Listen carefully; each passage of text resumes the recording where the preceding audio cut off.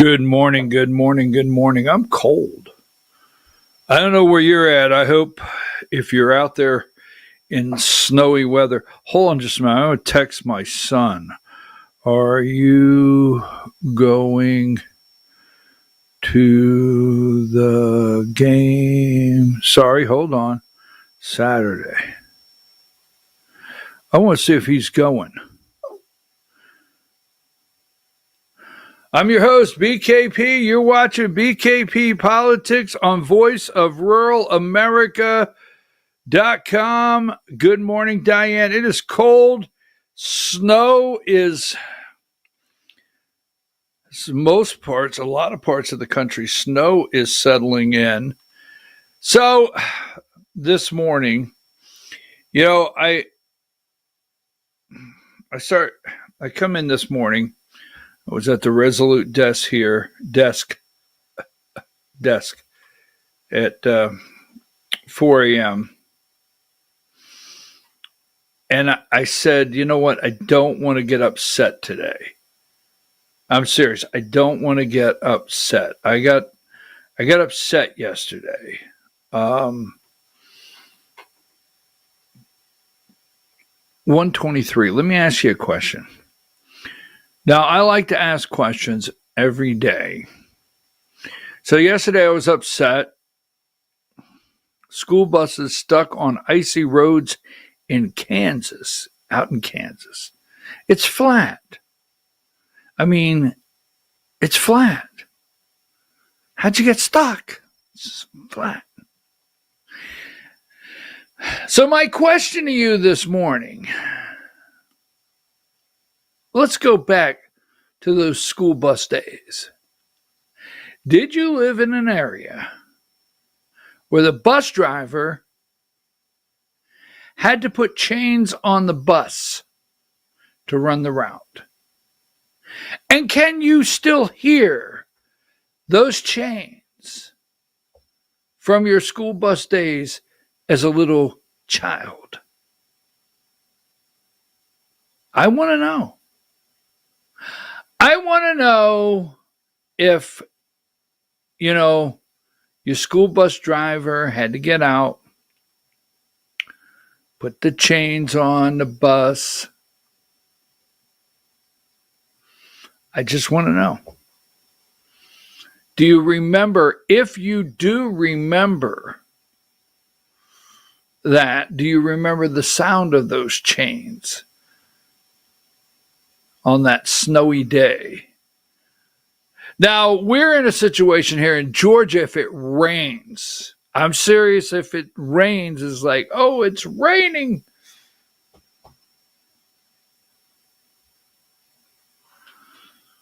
I mean, when I was a lad, you would be at the school bus stop with a bank robber mask on. Well, I guess that's what they're used for now, or they should not be used for that. Not advocating that, but, wind blowing, your face is froze at the school bus. Anyhow, a lot of snow coming in, getting ready for Christmas. It makes me think of sleigh riding, getting the flexible flyer out. So I'm going to tell that story. If you're new to the show, I will pick a date and let you know in advance, because I tell the story every year of sleigh riding, the adventure. So anyhow, one of the many Christmas stories. What is your favorite Christmas gift? What do you remember, as a child, which Christmas do you remember the most? What was your favorite Christmas gift? Right? So, and I hope everyone had great Christmas memories. I do hope that for everyone out there. And did you, man, I got to get the show started, but do you remember the Christmas play at church? It was like right before Christmas. And you had the Christmas play at church. And then after the Christmas play, you got a little treat bag. And, you got a little small box of candy, or maybe an orange, an apple, a candy cane, some nuts in there, a little treat bag after the Christmas play at church. Do you remember that? So much. So many blessings in America. There really are. Hold on, I got a return text. Not sure yet. Okay. So I asked it's the SEC championship game. I asked my son, are you going to the game Saturday? He usually goes, and not sure yet. Okay. All right. Now, that being said, I'm your host, BKP. Let's get started into the program. It is, do you have your Christmas tree up? Like I said, I just want to get started like that just to build it up, because politics, you remember back in the old days? I mean, you should get the children around the fireplace and get them around the radio back in like the 40s, when the fireside chat, and turn on the show and let the children sit there with their little cocoa and their cowboy and Indian pajamas. They don't do that anymore, do they? But anyhow, you remember when, like, do you have your Christmas tree up? Is your Christmas tree up? Right. I'll go into it later. Do you have your Christmas tree, your lights? You remember the old days where they said, because when I look at politics, you remember the old days when they would say, crime doesn't pay. Just crime doesn't pay. Just saying. Oh, wow. So I wanted to get the day started a little on a lighter note. It's December 2nd. The holidays are right here. We just finished Thanksgiving, Christmas, and now you got Cyber Monday. They've turned it all into shopping. Cyber Monday and Black Friday, Small Business Tuesday, Cyber Monday. Now, let me just say this. You do realize that most small business, there's a lot of small business owners in America. They're husband and wife. They're a team. They got a little small business. They got an office in their home. Okay. Or they own a small business. They've got 2 or 3 employees. They've got a little bake shop. I don't know. But you do realize that most small business owners, many, the only way they can get, because you can't go out and just price insurance. It's not the old days. Back in the old days, you went out and priced insurance. And there were a couple plans out there for small business owners and people that had families when it was encouraged to have a small business in America. Capitalism was still, it's not a fearful thing to say Democrat socialist now. When Mondani, the candidates are out there, and they're loving every minute of it. They'll say Democrat socialist. They'll just say it. Boom. Now, but you realize many small business owners have to get their insurance through the ACA, the Affordable Care Act, Obamacare, whatever you want to call it. A lot of them have to do that. And the only way they can afford to stay in small business, keep it open, because they make profit, but not profitable enough to really just go out and purchase health care. Oh, yeah, if you do not continue the subsidies, which I'm not encouraging that, I would like to see insurance just corrected, period. When I say corrected, if you don't do that, it it will force a lot of small businesses out. And I mean close the doors, because they won't be able to afford health insurance, and they'll be told, go find a job somewhere where you can get insurance. So we'll talk about that a little later today. But we have a special election. Now, the deep state corporate corrupt media, they have been waiting all along to get rid of Pete Hegseth. Remember back when Pete Hegseth was just, you remember, a drunk? They said he was a drunk, right? They did everything to stop him.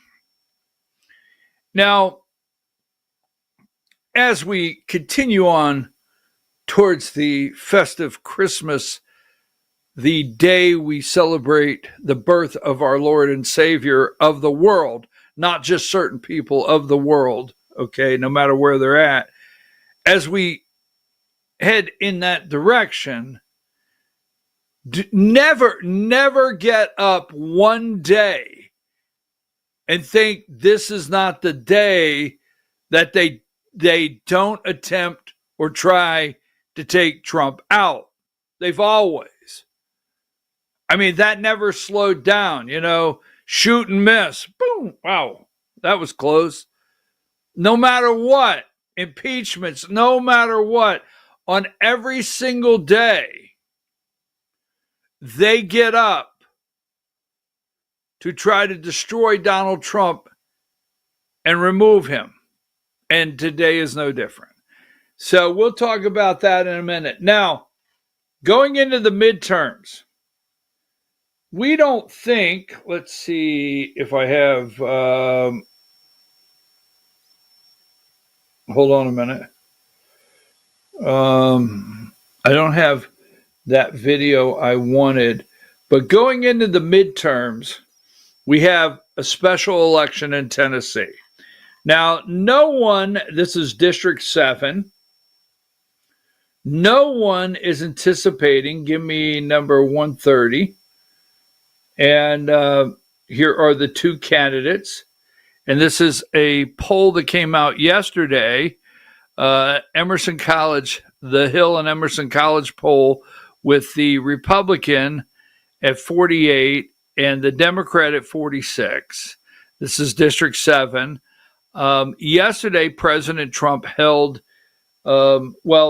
Mike Johnson campaigned in the district. This is happening today, 131. And the Tennessee congressional race becomes unlikely test for blue wave. So here's what they're looking at today, just so you know. Republicans are running away from Trump. Now, I have the tape, as I say, months ago, before Pete Hegseth, before the double trigger on the Venezuelan or the boat, the cartel boat that they took out of the water, the drug boat. Long before that, long before MTG, before the brouhaha over the Epstein files, which I don't know what happened there. They have 30 days, but boy, it got silent all of a sudden. Before all of that took place, before the shutdown, I have tape where I've told you over and over, you're watching the demagnification of America, Georgia. You're watching it on a daily basis. I've told you that. And I've said in the past, you'll start seeing the separation of Republicans distancing themselves from Donald J. Trump. I've said that. Now, that is in full steam right now. Full steam. They have brought a set of issues together from Ukraine. We will see what happens there. We'll talk about that in a minute. But, I mean, This is 7. We have this young lady, remember, seems like just last Wednesday, today's Tuesday, we had number 29. We had this guy yell Ali Akbar, right? And shoot and kill this young lady. Now we're going to get back to District 7. I want to talk about that one, right? Guy comes, just seems like just last Wednesday, number 33. We're looking at this picture once again from Afghanistan. And there you go. And we don't know who all these people are, but we know this guy was brought in via the CIA, number 29. We know this young lady from Somerville, West Virginia, 20 years old, right? Probably was using the National Guard or the military to get out of that general area. There's nothing to do there for kids, number 30. This guy yells Ali Akbar, murders this 20-year-old, this beautiful young lady, right? Just saying. Seems like it was just yesterday. Number 56. Then go back to that one. I know I'm jumping around, but I have a point. We're going to get right back into District 7. Okay. And we've got right there the 2 National Guard members.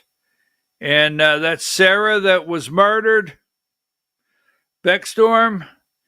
And Sergeant Andrew Wolf is clinging to life. Hopefully we hear he's making progress.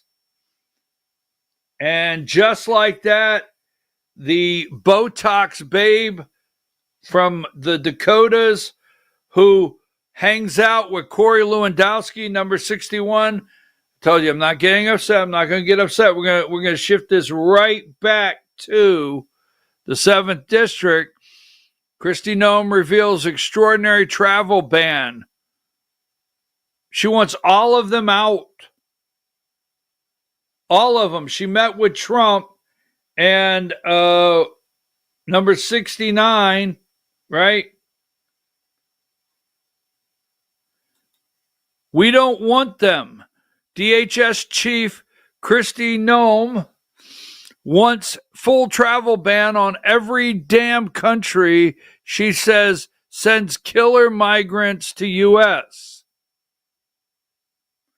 Okay? So, seems like just last Wednesday. Seems like, So, take that down. Now, that being said, the Trump administration is dealing with one major problem. They've been put in positions that they're having to react to things, right? Now we have a lot of video and tape, not just from this show, from people that have said and testified before Congress, we know this is going to happen, right? Now, this has nothing to do, and don't let them give me number 30 again. Sorry about that, Diane. This has nothing to do with the fact that President Trump sent these West Virginia National Guard units, deployed them, or is it Morrissey, the governor of West Virginia? This has nothing to do with this young lady being in Washington, D.C. It has everything to do with the adults in the room. Now, I understand yesterday there was a meeting, but this has everything to do with the adults in the room that won the election, took the job, because there are hours of testimony of what keeps people up at night is when this is going to happen. It's going to happen sooner or later. You and I know that all along. We don't know where, but we know this is going to happen. This is not shocking. Someone that came in from Afghanistan, maybe Chinese that came in across the border, maybe cartel members are next, because we have a war going on, not with Venezuela, folks. We are putting a war together with the cartels. When will they strike? And where are they striking? I mean, let these people tell you, well, they're shocked. I mean, Laken Riley was murdered. We put together the Laken Riley Act.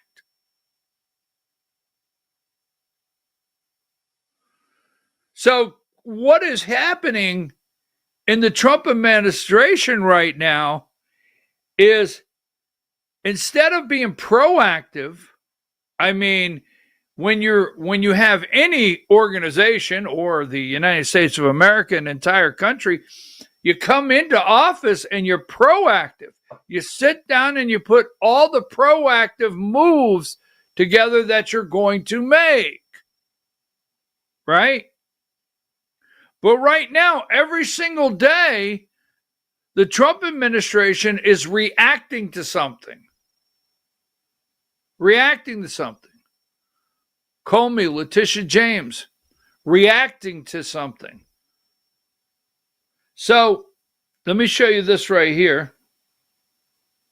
I mean, every day we're reacting to something.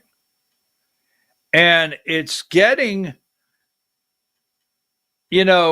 this is where I know people get upset with me, and you do, and it doesn't bother me at all. But you get upset with me when I show you this right here. 146.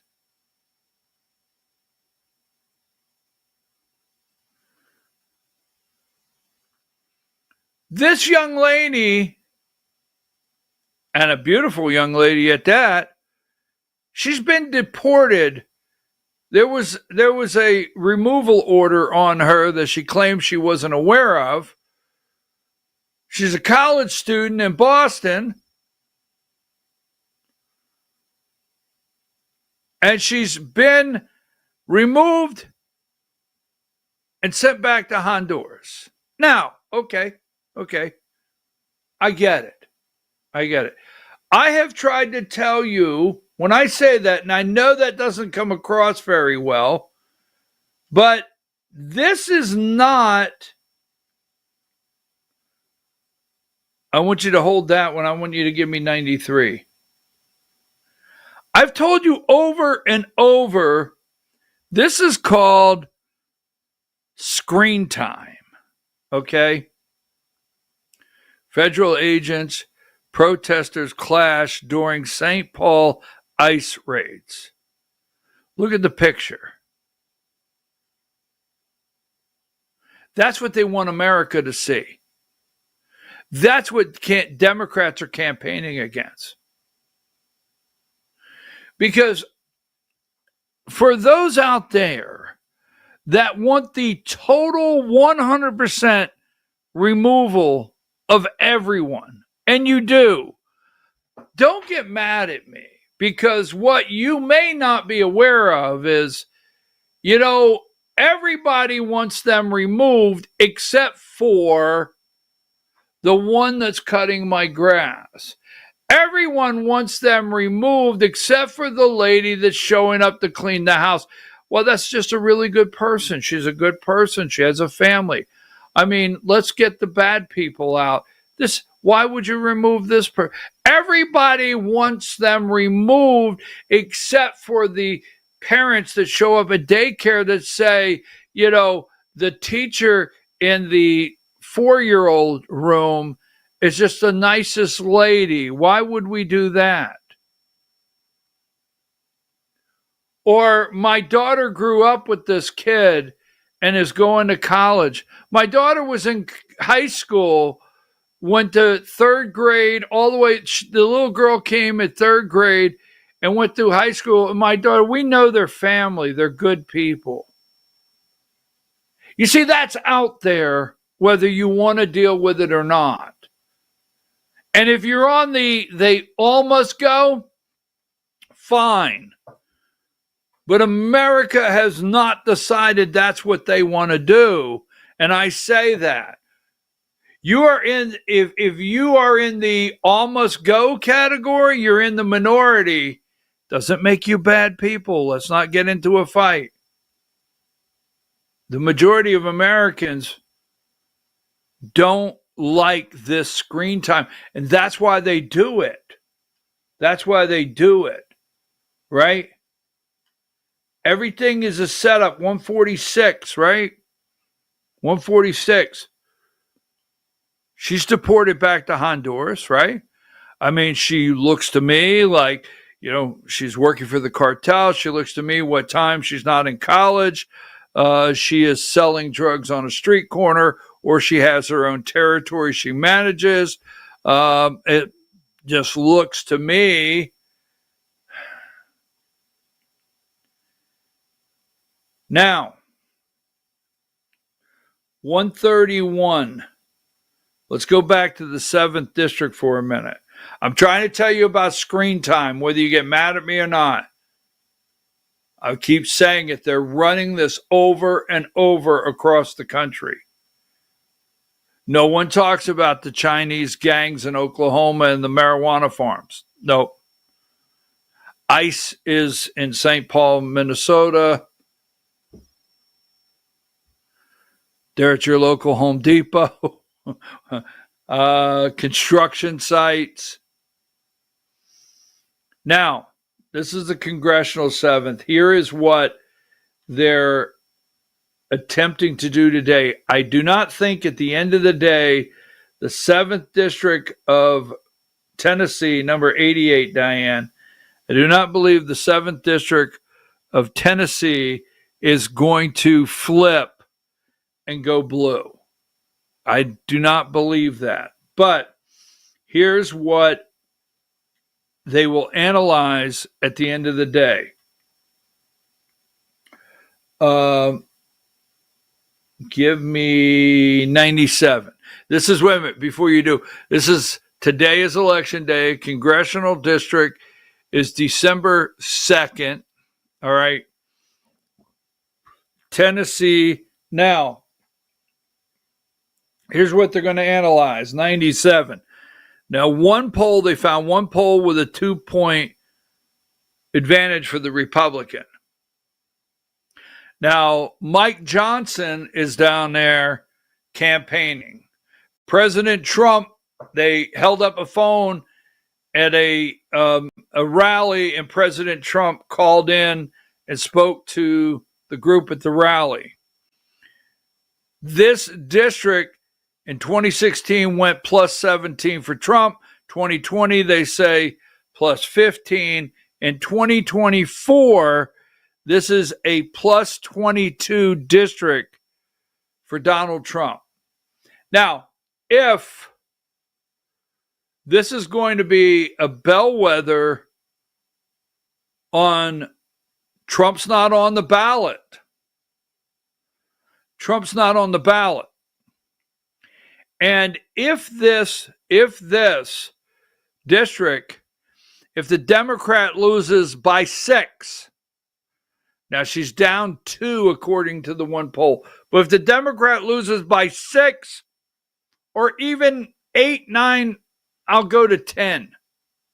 That would be a 12-point slide from Trump being on the ballot. Folks, 317 days, not 317 days ago, over a year ago, but the Trump administration is 317 days old. That would be a 12-point. If this lady can narrow this district by 10 points, that will be a 12-point shift since the election. Now, again, we do not think this lady's going to win the district. But from 10, 9, 8, 7, 6, 5, or 4, whatever the number may be, people are going to be out there analyzing turnout, okay? And you can analyze, because you can't say, well, it's a special election. Trust me, the people in Tennessee District 7, the people in Tennessee District 7, trust me, those people know there's an election. Millions of dollars is being spent. Republicans are having to pour millions of dollars into a plus 22 district in Tennessee.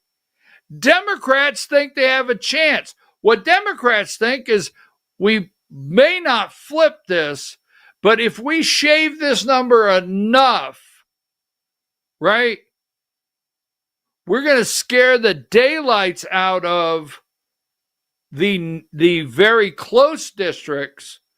So you take District 7 in Tennessee, I think it's District 7 in Pennsylvania, right? This is what's going to happen. So you take Pennsylvania District 7, I think that's it, and Ryan McKenzie, is that his name? The congressman up there, just doing it from memory. Now that is Northampton County, Lehigh County, and Carbon County, Pennsylvania. The Republican won by like 0.7%. I don't know if the Republican won by a full percent, but maybe a percent. We'll give it that. A tad under or a tad over. And if you don't know your measurements and you don't know tad, I can't help you. But what this one they're watching is what, if any, this shrinks. Trump not being on the ballot, turnout with Trump not on the ballot, and what happens to those districts that are a 4, a 3, a 1-point margin in Republican areas. So this election is big tonight. It's big, not that we think, right? Not that we think now, if we're trying to win the midterms, this was the wrong time. There's not a correct time. This may have been the wrong time, if ever a correct time, to throw out retard, stupid, pig. I get it. There's some crazy SHI asterisk happening out there, but how it's handled is important. All right, let's take a break. When we come back, Frank Luntz has new hair. Like you care about that. And is Mike Waltz 150? Give me 150 if you could. Is Mike Waltz, does he look retarded? I know. Relax. I'm just saying. I don't know. Maybe a little in that picture. Take a break.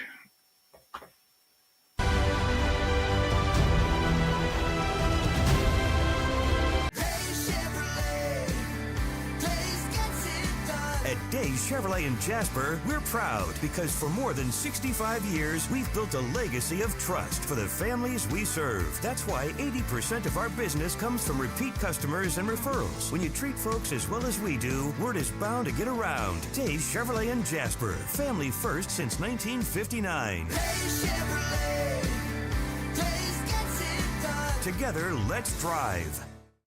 Larry's Body Shop in Ellijay. Family owned and operated since 1978. The latest in cutting-edge digital technology and state-of-the-art equipment allow our iCar Gold Class certified technicians to restore your vehicle. Our second-to-none customer service will work directly with your insurance company. Major accident or minor fender bender, we take the dents out of accidents. Larry's Body Shop, North Georgia's #1 body shop. Visit us at collisiondecision.com. Why give your money to liberal media companies? Put your marketing needs in the hands of a conservative marketing professional and start getting results today. FYN Media Group, one of the top digital marketing agencies in Georgia, specializes in website design and hosting, social media promotion and management, and so much more. Visit FYNmediagroup.com or call 706 889 3564 for a free consultation. Welcome to El Rey Azteca Mexican Restaurant. We invite you to indulge your senses with our from-scratch authentic Mexican food. Whether you are hungry for fajitas or the El Rey Azteca burrito, we offer a wide variety of fine Mexican dishes, drinks, and desserts. Our inviting patio, indoor seating, and bar has a seat for everyone. So come to El Rey Azteca for delicious food, great drinks, good friends, and loads of fun in a casual and friendly atmosphere. Ladies, when you wear elegant jewelry, you become a force to be reckoned with. You shine brighter than the stars in the sky, and your inner beauty radiates like the sun. So embrace the magic, embrace the elegance, and let your jewelry be a reflection of your true, authentic self. My friends over at North Georgia Diamond know what a woman wants. Go see them for the perfect gift. And remember, when it comes to elegance, there's no such thing as too much. Come see us at North Georgia Diamond. We're igniting passion one sparkle at a time.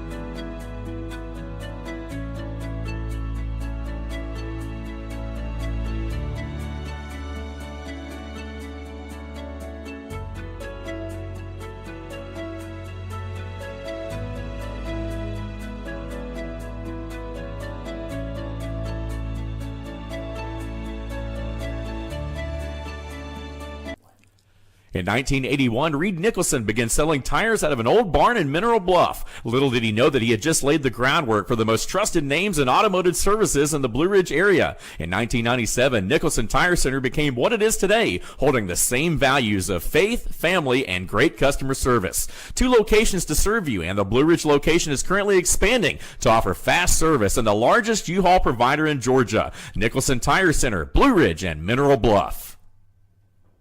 This is a special report. Knowing how to invest your money is harder than ever before. Dealing with stock market volatility, record debt, and terrorist attacks requires new thinking. At U.S. Asset Management, we can help you see the world more clearly so that you can move beyond the chaos and invest with confidence. Call us, visit us online, or drop by our office. U.S. Asset Management, helping you make better decisions with your money. Mesquite Grill, now offering online ordering for your convenience. Check out our new website at mesquitegrillbr.com. That's mesquitegrillbr.com. The great food and service you have come to expect, ready for you when you arrive. Open 7 days a week with a fully stocked bar and friendly service. Bring your furry friends with you and dine on our pet-friendly patio. Also, check out our catering options and let us prepare delicious food for your next event.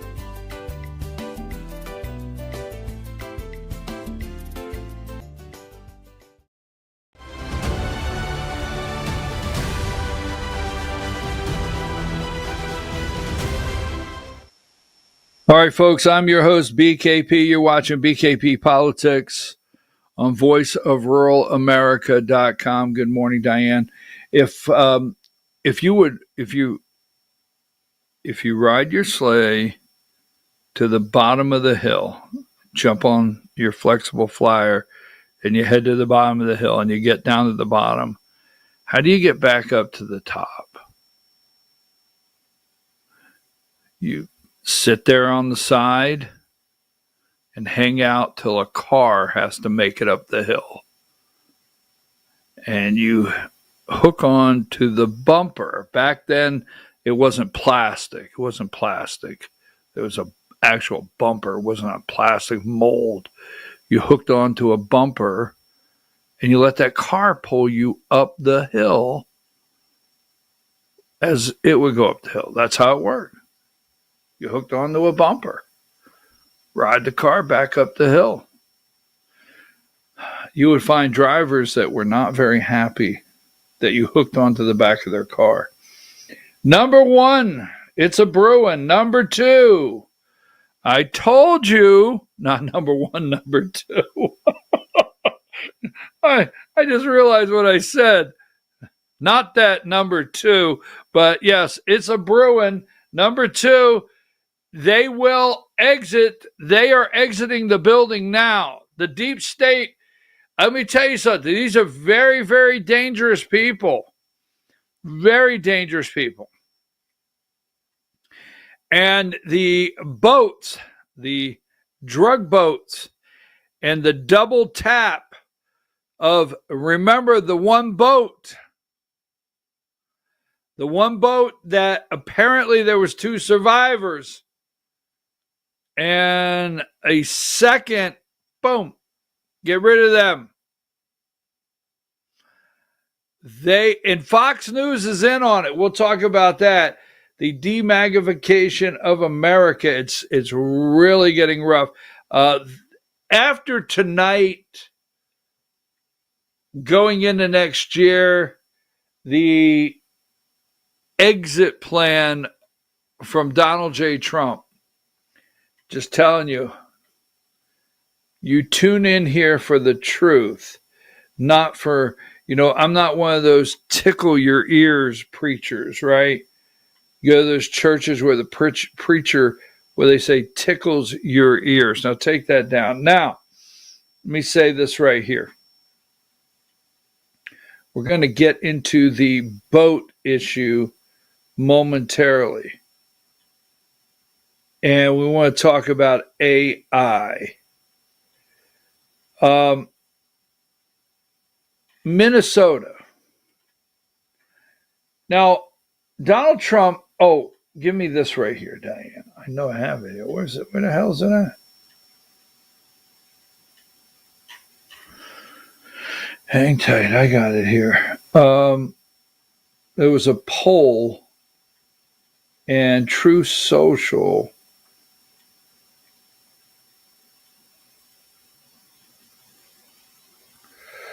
It was on True Social. There it is. Give me number 84, Diane. This pertains to Georgia, but I want to show you something. Because we have the Georgia Hour coming up. And we're going to talk about this. In Georgia, we have a governor's race. This is Donald Trump. When it says 42 minutes, he put this out about 5 a.m. Donald Trump put this out today, President Trump, about 5 a.m. The great Burt Jones, that is the lieutenant governor of Georgia, has taken a big lead in the polls for governor of Georgia. Why not? He has been a great lieutenant governor. Go Burt, go President Donald J. Trump. Now, I cannot find this poll. The reason I'm putting this up, I can't find this anywhere. There are people searching for this poll. There's no link whatsoever. And why this morning? Why this morning? Now, there's a couple things happening, and we'll do it again during the Georgia Hour. But during about every college football game this past weekend, especially the Georgia Tech, but let's say Friday and Saturday, a blistering ad, negative ad against Lieutenant Governor Burt Jones and his family and their wealth was run. Wow, I don't know how much money they spent. My sources tell me the SEC championship game, Georgia-Alabama, which will be, wow, at 4 o'clock Saturday, that the same group is going to spend an enormous amount of money on that same ad or more negative ads against Burt Jones. So two things are happening here. Now, why did he do this at 5 o'clock this morning? 5 a.m. approximately this morning, Donald Trump, I don't know where this poll is at, but this may be an attempt, once again, to try to stop MTG from getting into this race. Pay attention. Georgia Hour, 10 o'clock. Take that down. If you know where that poll is at, please get that for me, because I can't find it. Only from what President Trump put out. Now, Minnesota. They stole $1 billion. Now, here's the bottom line.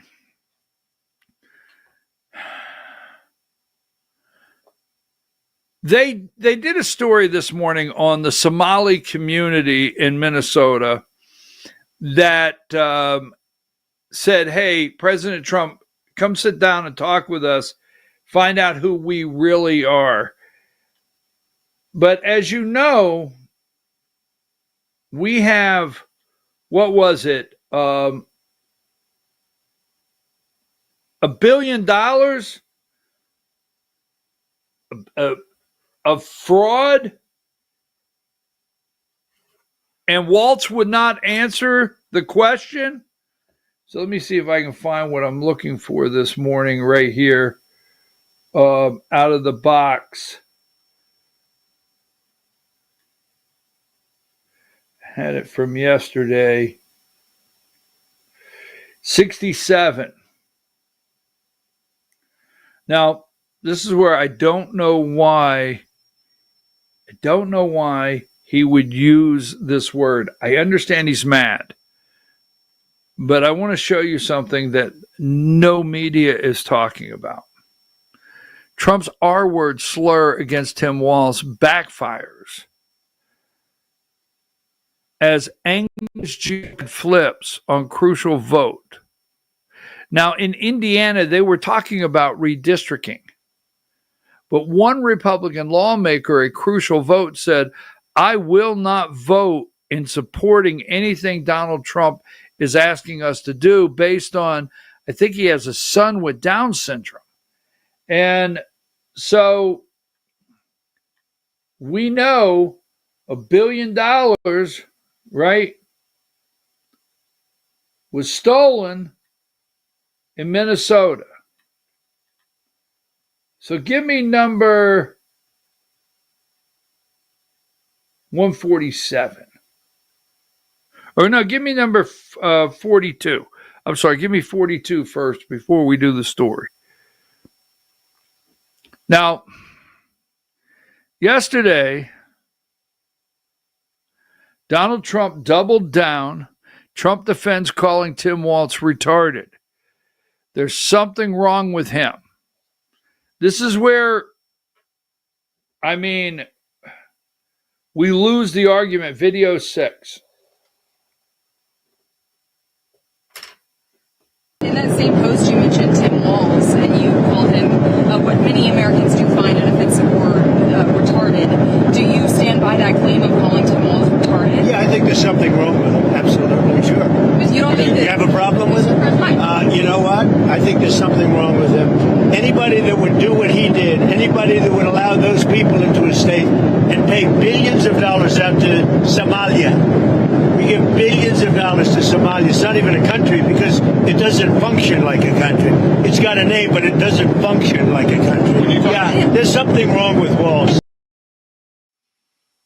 Now, right there is where we lose the argument. And I'm just saying that's where we lose the argument because number 147. Now, she doesn't look old enough to be a judge, but this is a judge. This is Minnesota Judge Sarah West. Has sparked an uproar after deciding to overturn, and I can't pronounce the names, a verdict. The 44-year-old was found guilty for, I got to enlarge here so I can read it, for bilking taxpayers out of $7.2 million through a phony Medicare scam. Now, you say, well, $7.2 million, that's a dot on the top of a pen compared to what we spend in med. This is all over the United States. It's all over the United States. A jury found these people guilty, and she's in Minnesota. And this is the judge, and give me number 148. A jury found that he and his wife ran a deceitful Medicaid fraud scheme out of a mailbox and used the money they made on lavish shopping sprees, including trips to name brand and designer stores like Coach, Canada Goose, Nike, and to purchase high-end cars. Now, wait a minute. I mean, the judge overturned the jury. The judge said, hey, I'm overturning the jury. I think they got it wrong. And overturned this. This is part of this fraud. Part of this fraud. Now, number 149. They're stealing Medicaid money. This is supposed to be taking care of children and feeding children. FBI raids Minnesota nonprofit Feeding Our Future on January 20th, 2022. Feeding Our Future was the largest nonprofit that was getting state and federal dollars to feed low-income children. Prosecutors say the money was actually going towards luxury homes, cars, jewelry, real estate. Can't make this up. 150. So I don't know. Please excuse the way I put this. I mean, I don't know. Does he look retarded? Just saying. Minnesota Governor Tim Walz was recently blasted by President Donald Trump, who called his stated a hub of fraudulent money laundering activity. $1 billion stolen in the state, Tim Walz. It's all over the United States. All over. Minnesota's just the tip. All over the United States. This guy should be in prison. Seriously, he should be brought up on charges. Now, we can get now. That's what I'm saying. It's just like you just like tap yourself. Like, wait a minute. You can get a mother, right? You can get a mother praying outside of an abortion clinic. You can get her prosecuted and put in jail for 40 months. But these people stole money by the billions, the absolute billions, and nothing's happening to these people. No, we're busy reacting to things that we shouldn't have to be reacting to that we should be taking care of. Now, Pete Hegseth, when I come back, I want to be right at the top of the hour. When I come back, Pete Hegseth, I want to do a story on AI. Very important. I want to do a story on AI. Let's see what else I have here. They're just letting them out on the street. Number 65, letting them out on the street.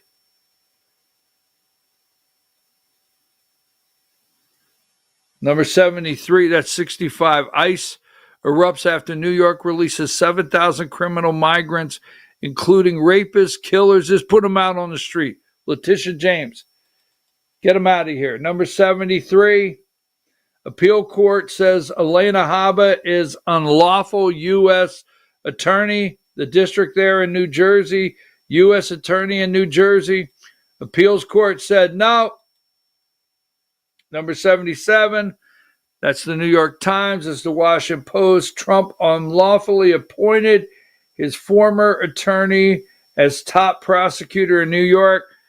She has not been through the confirmation process in the Senate. Court says she's there. She was appointed illegally. Can't make that up.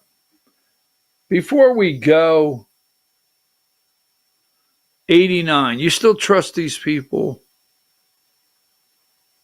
Do you still trust these people? 89. We'll be back right after these messages. Pete Hegseth, and yesterday I told you about a story that I want to do, because while everyone is looking for Smartmatic in Venezuela, AI is taking over the world, and I hope we can pay attention to two things at the same time. Take a break.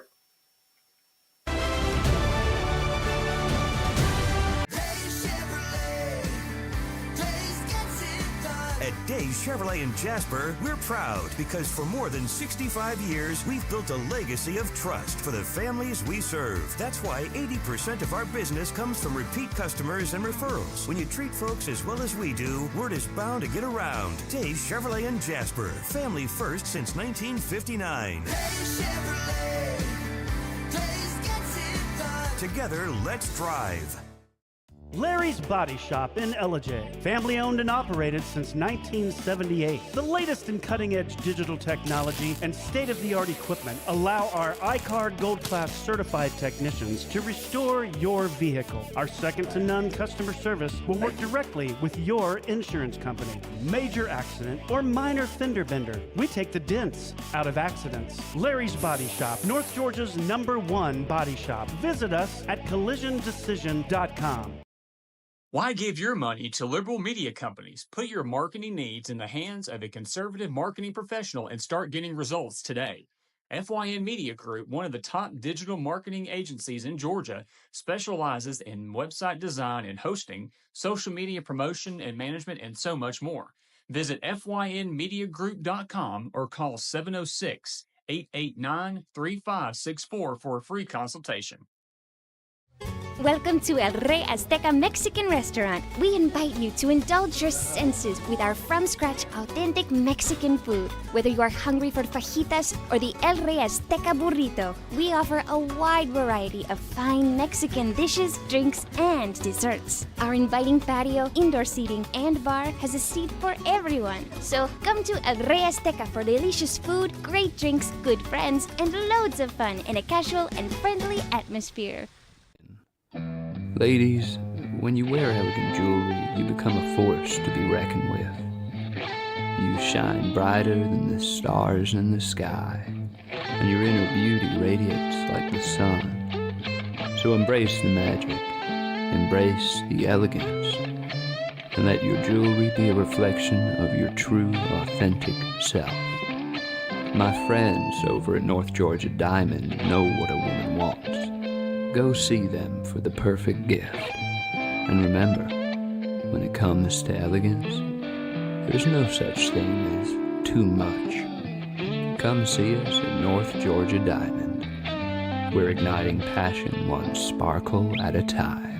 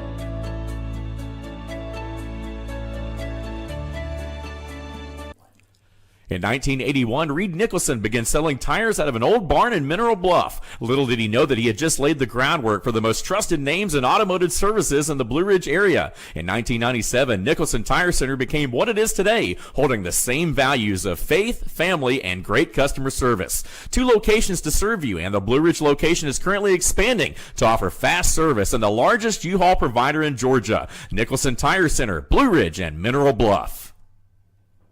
This is a special report. Knowing how to invest your money is harder than ever before. Dealing with stock market volatility, record debt, and terrorist attacks requires new thinking. At U.S. Asset Management, we can help you see the world more clearly so that you can move beyond the chaos and invest with confidence. Call us, visit us online, or drop by our office. U.S. Asset Management, helping you make better decisions with your money. Mesquite Grill, now offering online ordering for your convenience. Check out our new website at mesquitegrillbr.com. That's mesquitegrillbr.com. The great food and service you have come to expect, ready for you when you arrive. Open 7 days a week with a fully stocked bar and friendly service. Bring your furry friends with you and dine on our pet-friendly patio. Also, check out our catering options and let us prepare delicious food for your next event.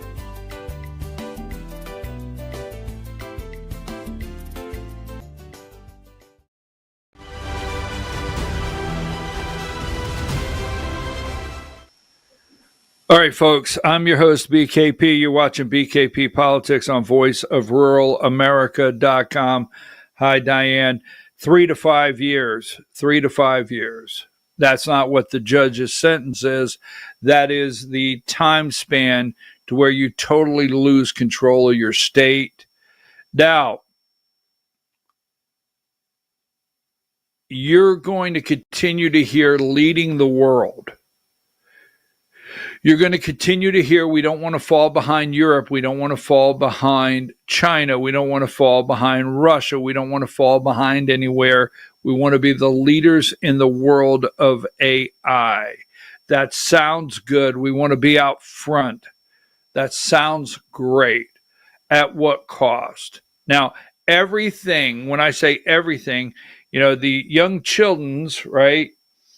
They blame us. When I say us, they blame our generation for where we're at today. And not getting into that, give me number 10, Diane, not getting into that, all right? But if you look at how they've divided us, what I want you to look at, the only reason I want you to look at this right here is the level of control. This is the way you need to read this. All right.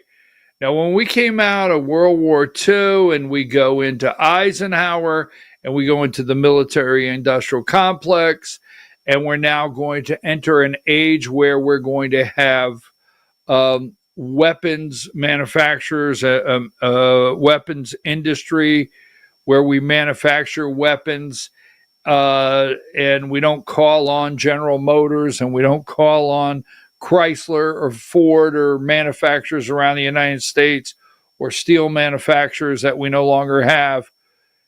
And we're going to have this industry that creates weapons to be sold all around the world. All right. We all know the Eisenhower warning about the military industrial complex. So let's go there, 1945, right? Now, what you need to look at all the way down through here is not whose fault it is the level of control, the mechanisms that were put in place every year from 46 to 64, from 65, go back to Watergate. There's a lot. 65 to 80, 81 to 96, 97 to 2012, and where we're at today. Every level has mechanisms of control that have been put in place by the people. Now, it wasn't until, we'll go to 97. It wasn't until around there, all right, where Harry met Sally and we heard you got mail. So there's a period of time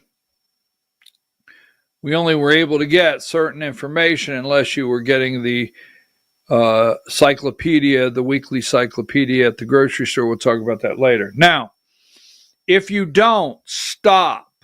Take that down. If you do not, this is a total control. This is where they finish everything. And they're going to talk about it for the plus side, the good. Every single thing about AI is going to come out as the plus side, what it's going to do for you and I. I had coffee with a gentleman in a Middle Eastern coffee shop in Powder Springs one night with a Jewish gentleman. Can't make that up. I had coffee with him one night. And we were talking and we were sharing some family comments. And he said, "Oh, you have grandchildren." He said, "Oh, your grandchildren are going to live to be 200 years old." So, okay, that's great for them to know that. There also has to be things. There's a reason why we're not repopulating the earth. There's a reason why Japan, Korea, China, America, there's a lot of areas that we're not repopulating the earth. Maybe if we deplete the population, the world population, the people that are left or coming into the world today can live to 200 to make room. I don't know. But here's where I'm at. You're losing your states. Your states are about to disappear. If you allow, now, Trump signed an executive order called the Genius Act, right? Give me number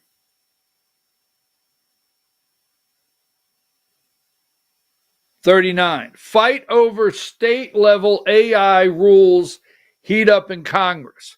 So while things are happening that have your attention, they want to federalize AI. Now, Trump signed what he calls the Genius Act or whatever it is, or the executive order linking AI and government together. Yes, public and private, linking them together, bypassing the states. Now, once they do this, they're going to explain to you that you can't have 50 different laws concerning AI when you cross state lines. All right? Gambling websites now, the IP address, they work at this state and they don't work at this state. Things of that nature. They're telling you they cannot have, once AI is federally controlled, it will completely control your states. They're gone. I cannot say that enough on this day. Your state will be gone. It's finished. And I hear the arguments, but give me number 40. Trump's AI healthcare plan in limbo after leaks. Now, healthcare, there's a reason there's such a fight, battle, ACA. Where's the Republicans' plan? Who has a plan? Because AI is about to become your doctor and your medical plan. Oh, yeah. Oh, yeah. You will see. You will see what happens.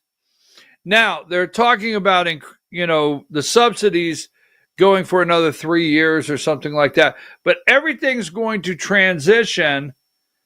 And as usual, we're going to be in one of those positions that we're going to say, when did this happen? When did this happen? We have showed you the robots. We showed you where BMW and other manufacturers are using the robots, where they can complete tasks, building cars, everything. You have driverless cars, trucks. Things are moving. When did this happen?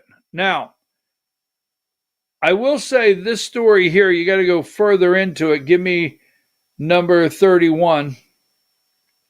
It's a New York Times story.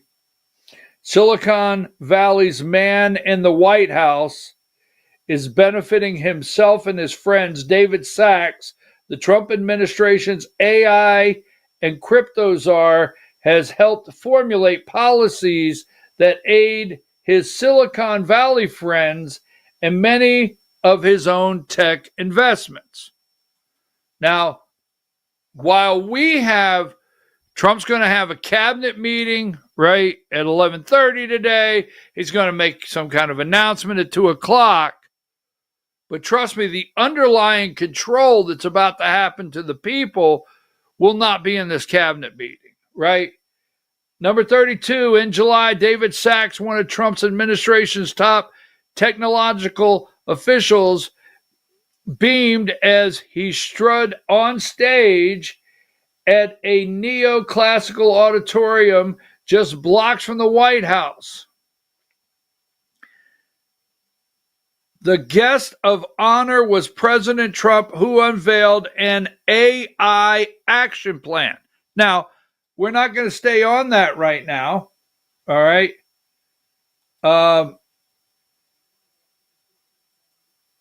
Number 35, AI. We're going to stay focused. AI. The coming energy wars. You weren't supposed to notice. AI will stress the grid harder than any technological in U.S. history. Utilities will not keep up. Government will be forced into emergency pro-AI energy policies. It'll become a national crisis, and the government will have to put pro-AI emergency policies in place, and it will take precedence over the people. The AI will. Yes. Private actors will increasingly control the power ecosystem. Now, you have Georgia Power, wherever you're at, you have Con Ed. I don't know what all you have. You have co-ops or whatever they're called in Georgia, like Amamacola. Took me a while to get Amamacola, but Amamacola, Blue Ridge EMCs, you've got EMCs. You have regulated. Now, please listen. You have regulated electricity and power systems right now in your states. But when the federal government takes over the AI, they will take over your state. Now, we showed you a couple weeks ago where they just loaned how many billions of dollars to rehab a private Microsoft deal at 3 Mile Island. The same company, energy company, owned by top investors. Diane showed you Vanguard, BlackRock. We showed you that. Remember, also major investment in what? Major investment in Illinois for who? Right? It's the 1900 utility Robin Baron era rebooted. All right. This time controlled by trillion-dollar platforms. Tesla, Westinghouse fought AC and DC. That's a different Tesla. OpenAI and Google will fight this, right? Megawatts versus megawatts. Now, remember this right here as we're talking about this. Don't forget number 8, because this program here. Now, Trump, and don't forget the money the federal government's putting into electricity and backing in Illinois. This is what? This is January 21st, 2021. You're so tired of this picture, but I'll show you in a minute why. Now, remember what Trump said that day. Go back and watch the whole thing. He's going to start letting these people, right? Here you go. And don't forget number 9. Don't forget the deal that was made, because Georgia is going to end up having, was it 161 data centers, right? We're going to lose the state. Now, Take that down. Don't forget, every time you have this administration reacting to something, don't forget this. Where's it at? I know I have it. I know I brought it over. Number 19. No matter what you're going through today, don't forget the backslapping of these billionaires. The ballroom. Don't forget. Now, what did he tell these billionaires? He said, you're going to want this 10 years from now. He told these billionaires, look, we can't wait for Georgia Power. You see, 161 data centers, there's not enough time for Georgia. We can't wait for Georgia Power. We can't wait for these co-ops. We can't wait for these EMCs. We can't wait for all these things. So these guys are getting the green light. Sam Altman, this guy here, they're getting the green light to build their own power stations in areas. And they're getting the green light to take your power and build their own. And once they build power stations, they will control the power. Oh, yeah. They're getting ready to break this up. And your politicians are in on it. Now, I'm going to show you a couple more things here. And then Sunday, when I watched this, right? I watched this. I was like, this is exactly what I've been saying.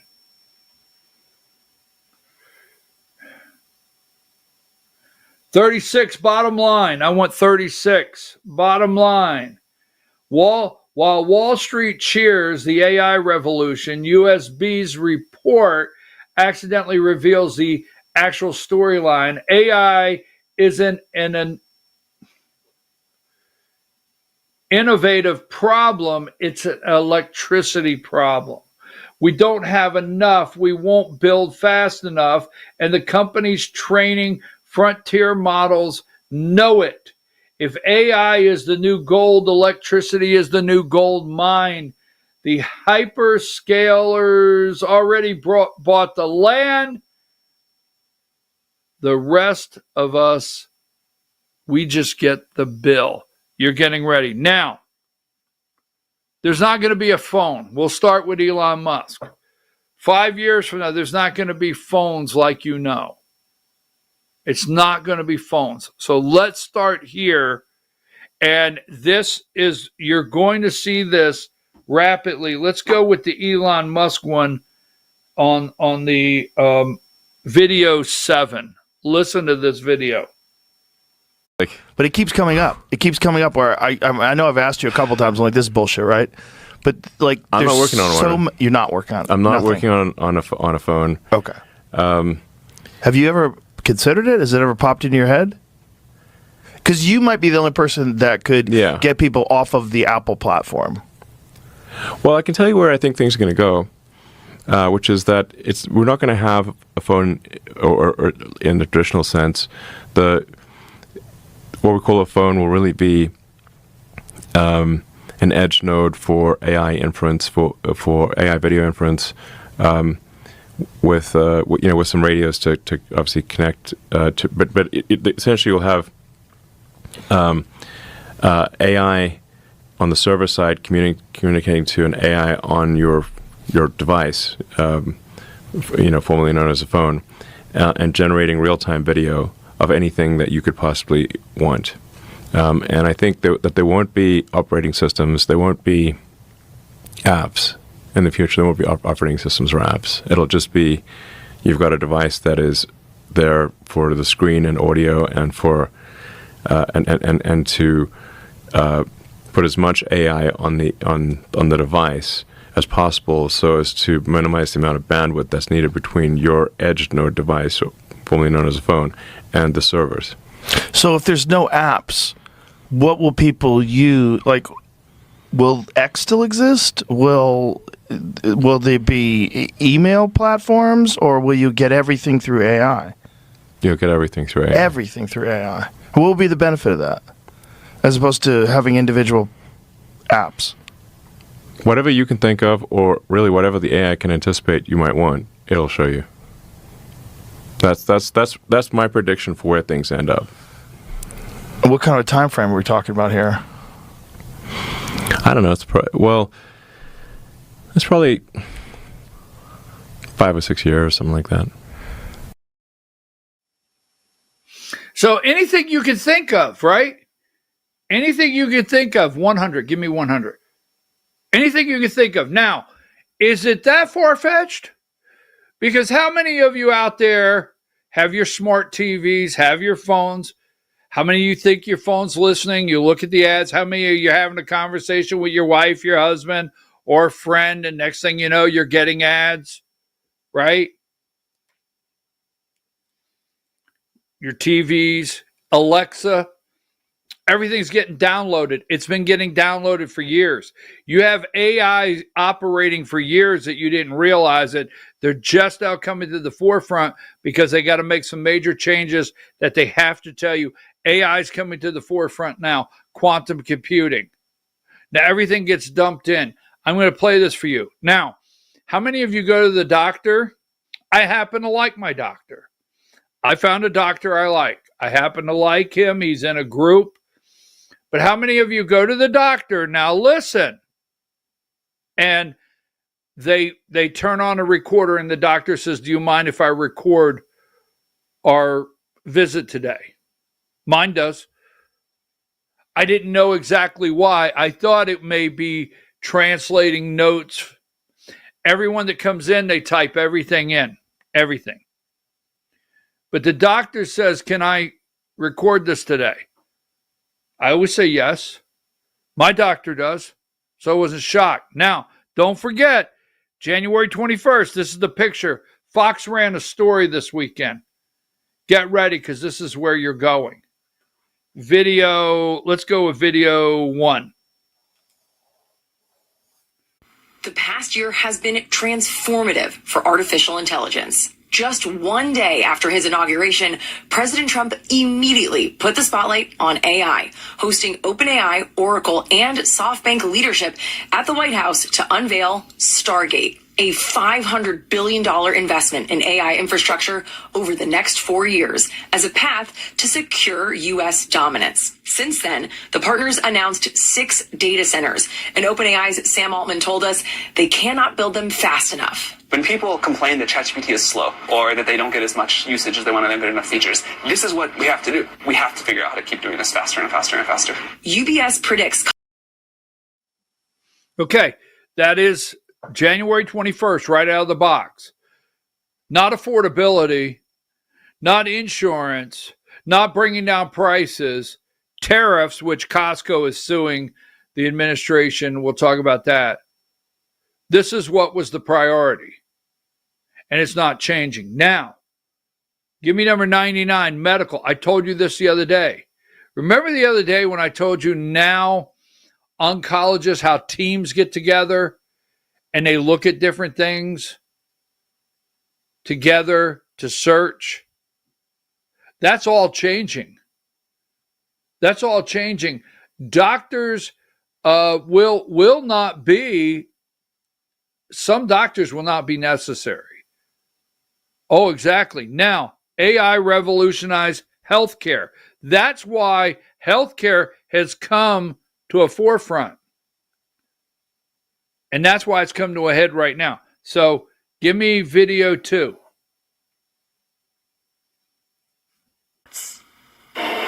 From diagnostics to research to patient care, artificial intelligence is revolutionizing the medical industry with increasing speed. So what's really exciting about AI is it really shortens dramatically the time to discovery of a new therapy. Harvard epidemiologist Dr. Andrew Beam specializes in AI, tracking the technology's advancements, something he's witnessed firsthand. We have an AI system that coordinates everything end to end, again, has read every scientific paper, can run the experiment itself, and really I have seen in my own work the time to create a new drug get compressed from a year to about 10 minutes. Dozens of AI advanced drugs are now in clinical trials, including potential treatments for rare diseases and cancer. And AI's superhuman ability to read patterns has radically advanced the diagnostic precision of medical imaging. Medical imaging is a very rich type of data, and AI is able to extract very subtle nuances and patterns from that data that human doctors can't.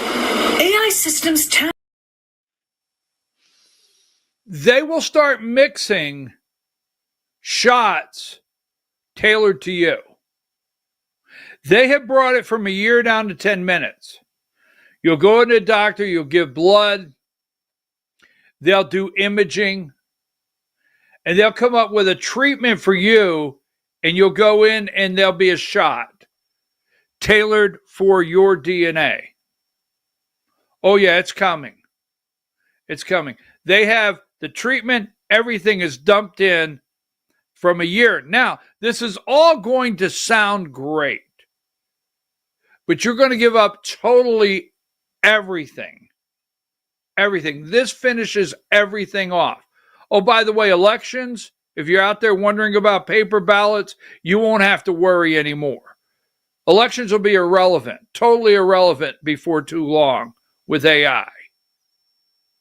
Once they take over the states and once they finish taking you over, because it's coming. Now, video 3. This is wild, video 3. From that data that human doctors can't. AI systems tasked to analyze images have been shown in recent years to catch cancer at earlier stages and reduce false positives in mammography, more swiftly identify stroke victims, and spot lung cancer more accurately than radiologists. AI is even handling more mundane tasks. Burnout is such a big deal throughout medicine. Dr. Ali Raja helps to run one of the busiest emergency departments in the nation at Massachusetts General Hospital in Boston, where AI ambient documentation is used to save clinicians time and energy. So I've got my phone, it's recording everything around me with the patient's permission, and it actually puts together a chart for me that saves me from having to remember everything and saves me from having to stay after for hours and hours after my shift.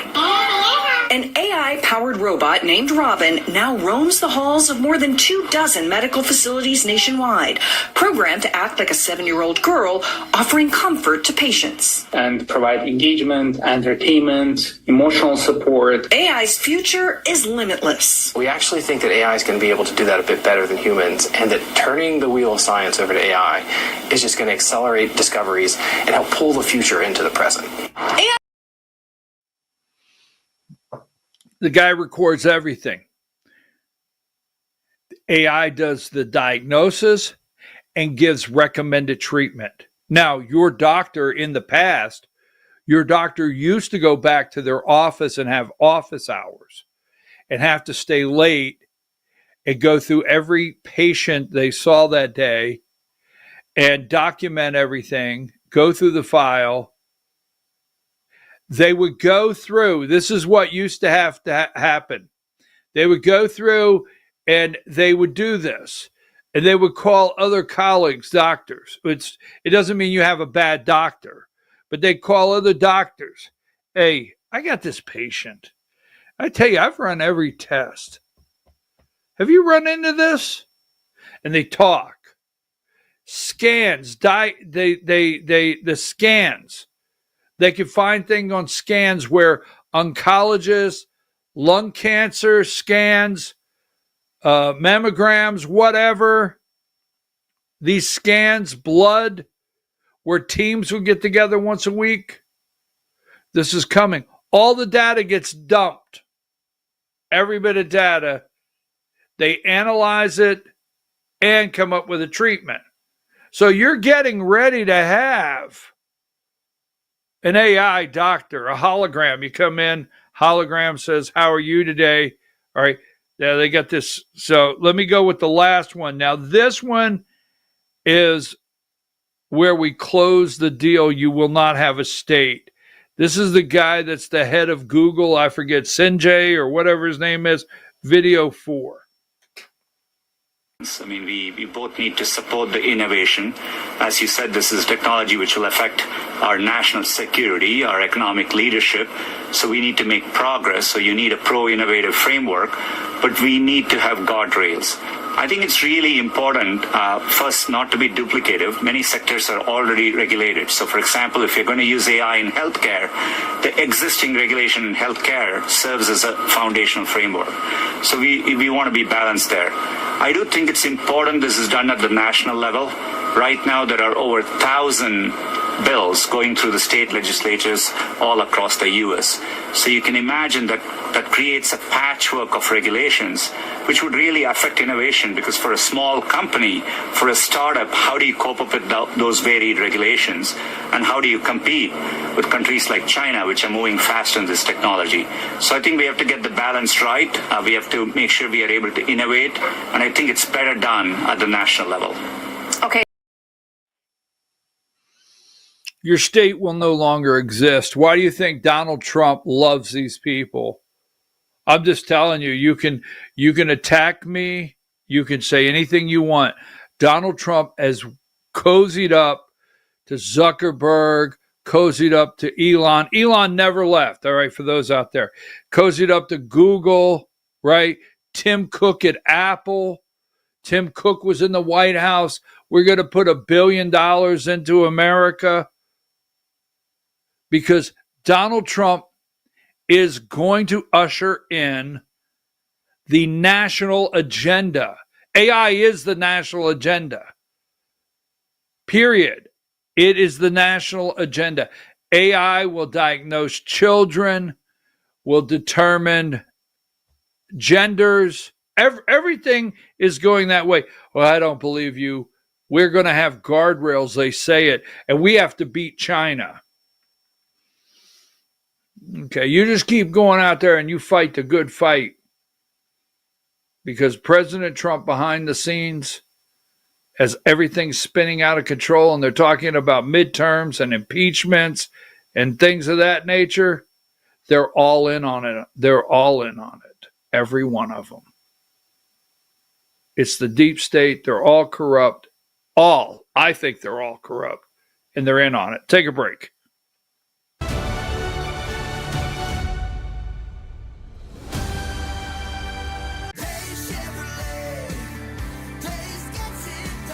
Days Chevrolet in Jasper. It's last call. Your last chance to save $11,500 off Silverado 1500 and $9,000 off Silverado 2500 crew cabs. Don't miss this last call and save $11,500 off Silverado 1500 and $9,000 off Silverado 2500 crew cabs at Days Chevrolet in Jasper.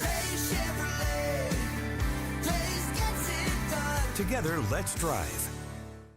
Larry's Body Shop in Ellijay. Family owned and operated since 1978. The latest in cutting-edge digital technology and state-of-the-art equipment allow our iCard Gold Class certified technicians to restore your vehicle. Our second-to-none customer service will work directly with your insurance company. Major accident or minor fender bender, we take the dents out of accidents. Larry's Body Shop, North Georgia's #1 body shop. Visit us at collisiondecision.com. Why give your money to liberal media companies? Put your marketing needs in the hands of a conservative marketing professional and start getting results today.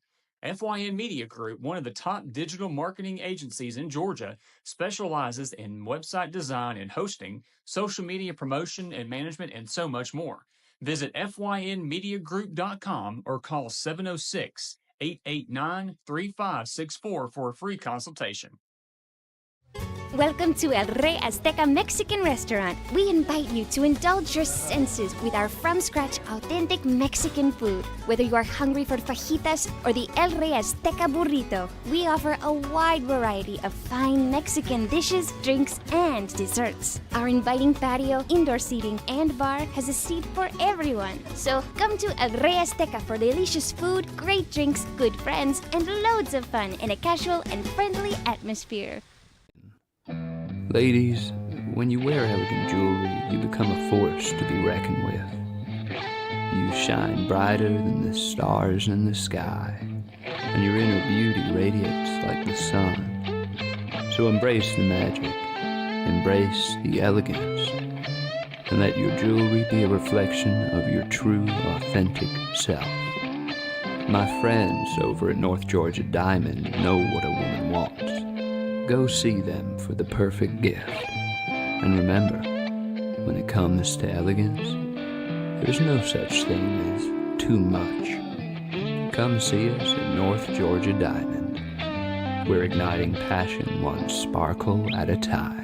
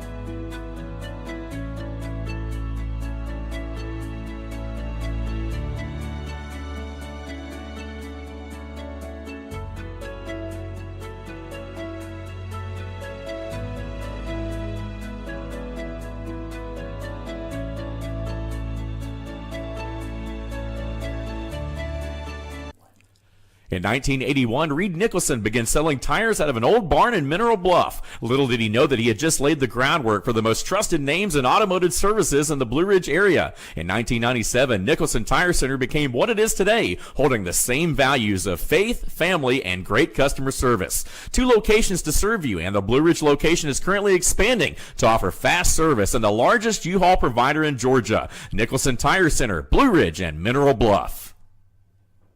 Divorce is tough, but your finances don't have to be.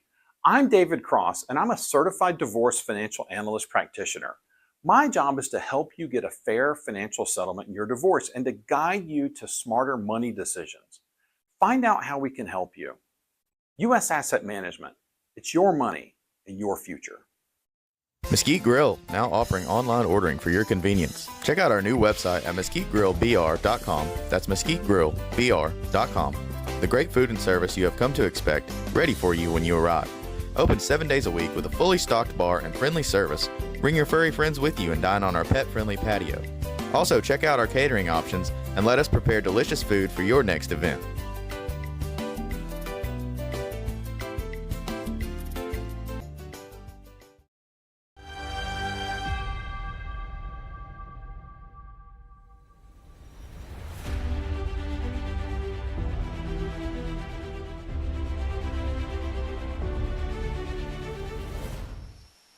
All right, folks, we're back. I'm your host, BKP. You're watching BKP Politics on voiceofruralamerica.com. Diane, I sent you a video. Would you mark it V13? And we're going to use it in the Georgia Hour. Okay, we're going to use it in the Georgia Hour. And we're going to do that at 10 o'clock, the top of the hour. So in the next 8 minutes, I want to tell you something, okay? I know some of you get very upset. I don't have time to go into the Russian lack of peace deal that's going on.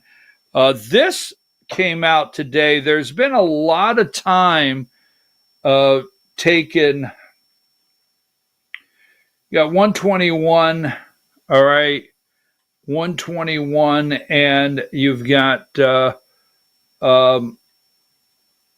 lot has come out that right there. Zelensky discusses peace plan with Witkoff, Stammer, and Macron. There's been a lot of stalling. This was put out today. Now, I can't confirm this, but I thought it was interesting. They want NATO-type security agreement. Ukraine is very corrupt.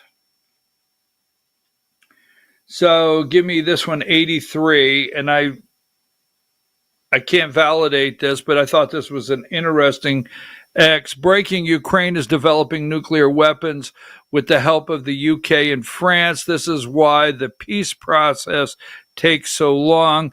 The US knows, and it is playing on time.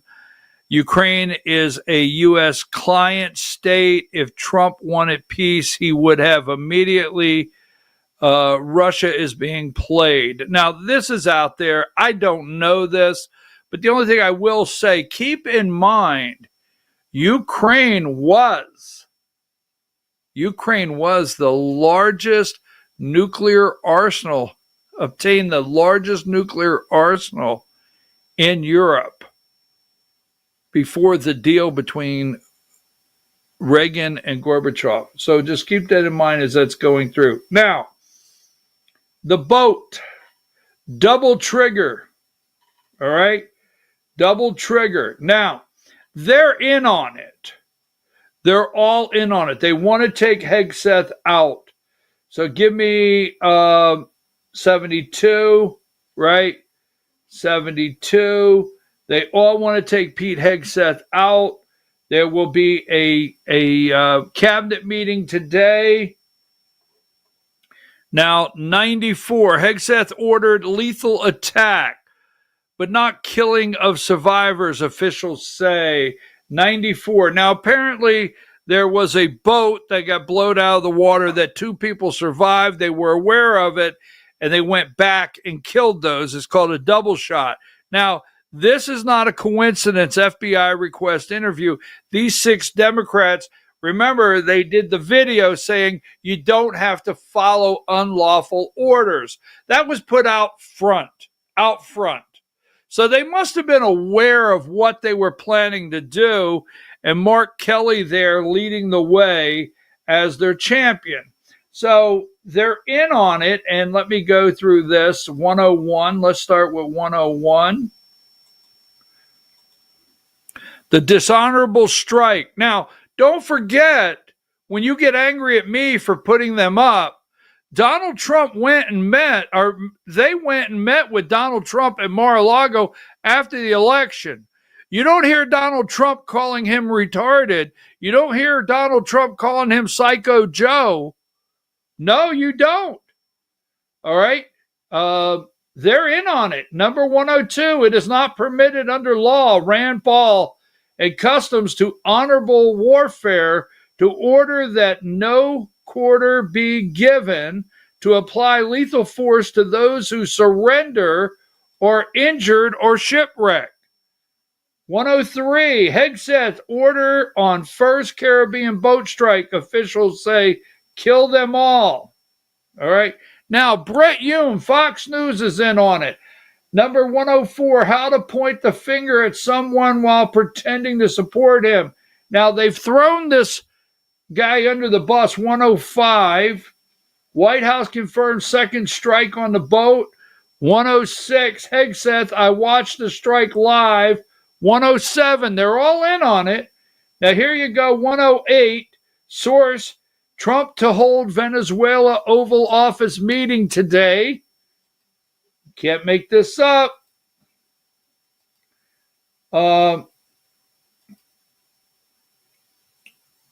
Apparently, Schumer got a bomb, 113. Schumer got a bomb. He's claiming says MAGA on it, right? 114, Trump says Democrat video message to military is seditious behavior punishable by death. And let me give you this one here, because this is the guy, here he is, number 125. White House, Hegseth shift responsibility for what's called double tap strike. They're defending Admiral Frank Mitch Bradley. Now, they're in on it, so give me number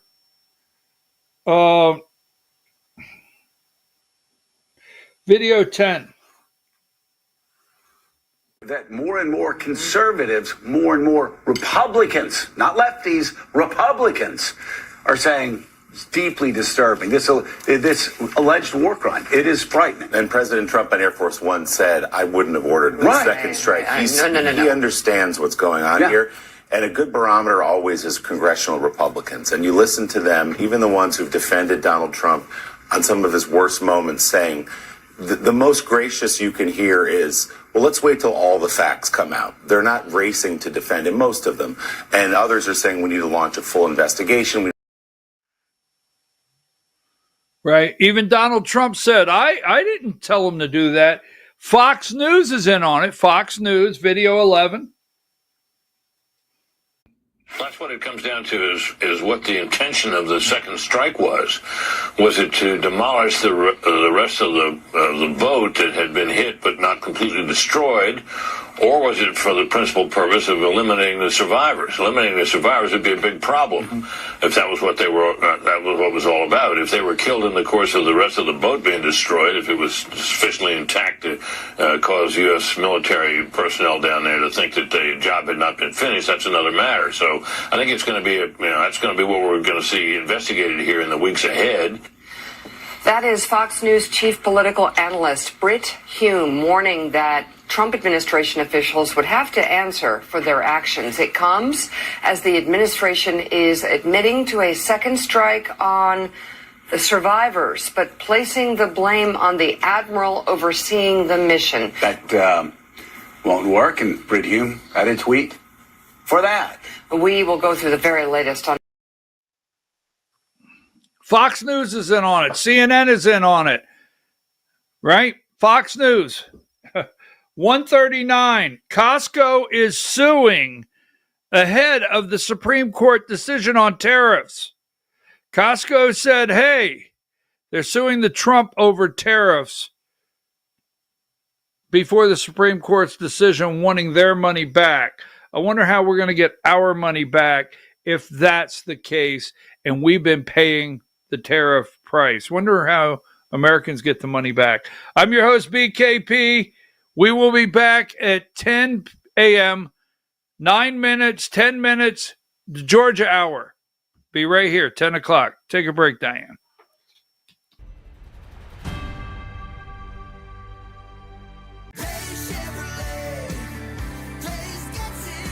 At Days Chevrolet in Jasper, it's last call. Your last chance to save $11,500 off Silverado 1500 and $9,000 off Silverado 2500 crew cabs. Don't miss this last call and save $11,500 off Silverado 1500 and $9,000 off Silverado 2500 crew cabs at Days Chevrolet in Jasper. Together, let's drive. Larry's Body Shop in Ellijay. Family owned and operated since 1978. The latest in cutting-edge digital technology and state-of-the-art equipment allow our iCar Gold Class certified technicians to restore your vehicle. Our second-to-none customer service will work directly with your insurance company. Major accident or minor fender bender, we take the dents out of accidents. Larry's Body Shop, North Georgia's #1 body shop. Visit us at collisiondecision.com. Why give your money to liberal media companies? Put your marketing needs in the hands of a conservative marketing professional and start getting results today. FYN Media Group, one of the top digital marketing agencies in Georgia, specializes in website design and hosting, social media promotion and management, and so much more. Visit FYNmediagroup.com or call 706-889-3564 for a free consultation. Welcome to El Rey Azteca Mexican Restaurant. We invite you to indulge your senses with our from-scratch authentic Mexican food. Whether you are hungry for fajitas or the El Rey Azteca burrito, we offer a wide variety of fine Mexican dishes, drinks, and desserts. Our inviting patio, indoor seating, and bar has a seat for everyone. So come to El Rey Azteca for delicious food, great drinks, good friends, and loads of fun in a casual and friendly atmosphere. Ladies, when you wear elegant jewelry, you become a force to be reckoned with. You shine brighter than the stars in the sky, and your inner beauty radiates like the sun. So embrace the magic, embrace the elegance, and let your jewelry be a reflection of your true, authentic self. My friends over at North Georgia Diamond know what a woman wants. Go see them for the perfect gift. And remember, when it comes to elegance, there's no such thing as too much. Come see us at North Georgia Diamond. We're igniting passion one sparkle at a time.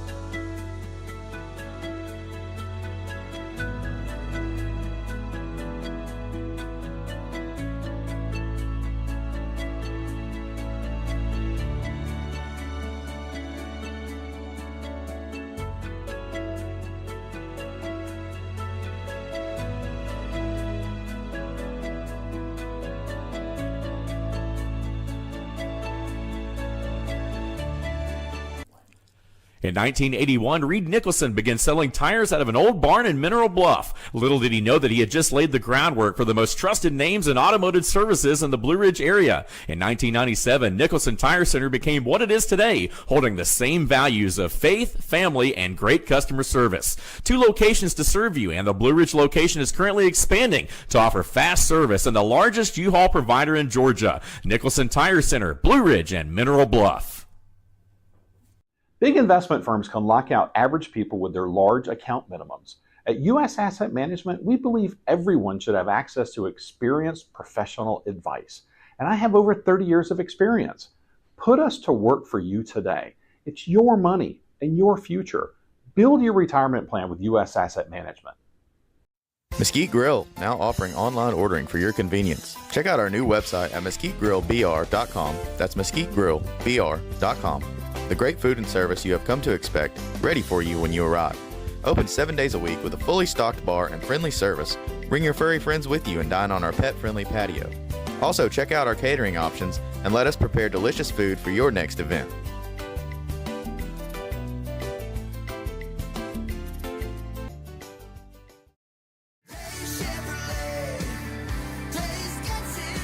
At Days Chevrolet in Jasper, we're proud because for more than 65 years, we've built a legacy of trust for the families we serve. That's why 80% of our business comes from repeat customers and referrals. When you treat folks as well as we do, word is bound to get around. Days Chevrolet in Jasper, family first since 1959. Days Chevrolet. Days gets it done. Together, let's drive. Larry's Body Shop in Ellijay. Family owned and operated since 1978. The latest in cutting-edge digital technology and state-of-the-art equipment allow our iCard Gold Class certified technicians to restore your vehicle. Our second-to-none customer service will work directly with your insurance company. Major accident or minor fender bender, we take the dents out of accidents. Larry's Body Shop, North Georgia's #1 body shop. Visit us at collisiondecision.com. Why give your money to liberal media companies? Put your marketing needs in the hands of a conservative marketing professional and start getting results today. FYN Media Group, one of the top digital marketing agencies in Georgia, specializes in website design and hosting, social media promotion and management, and so much more. Visit FYNmediagroup.com or call 706-889-3564 for a free consultation. Welcome to El Rey Azteca Mexican Restaurant. We invite you to indulge your senses with our from-scratch authentic Mexican food. Whether you are hungry for fajitas or the El Rey Azteca burrito, we offer a wide variety of fine Mexican dishes, drinks, and desserts. Our inviting patio, indoor seating, and bar has a seat for everyone. So come to El Rey Azteca for delicious food, great drinks, good friends, and loads of fun in a casual and friendly atmosphere. Ladies, when you wear elegant jewelry, you become a force to be reckoned with. You shine brighter than the stars in the sky, and your inner beauty radiates like the sun. So embrace the magic, embrace the elegance, and let your jewelry be a reflection of your true, authentic self. My friends over at North Georgia Diamond know what a woman wants. Go see them for the perfect gift. And remember, when it comes to elegance, there's no such thing as too much. Come see us at North Georgia Diamond. We're igniting passion one sparkle at a time.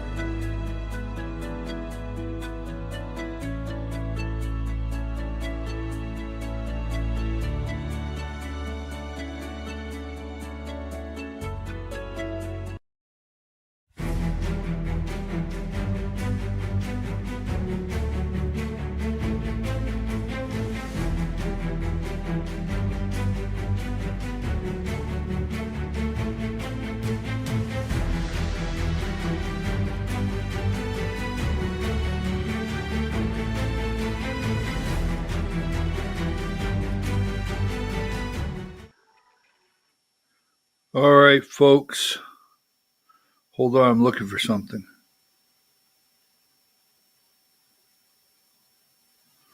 I thought I got an email here.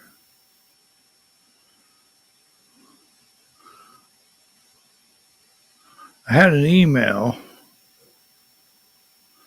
that I was looking for. I'm your host, BKP. Where is it at?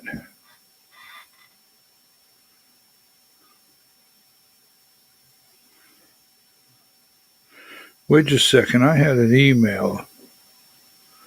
It was just minutes ago that I wanted to read.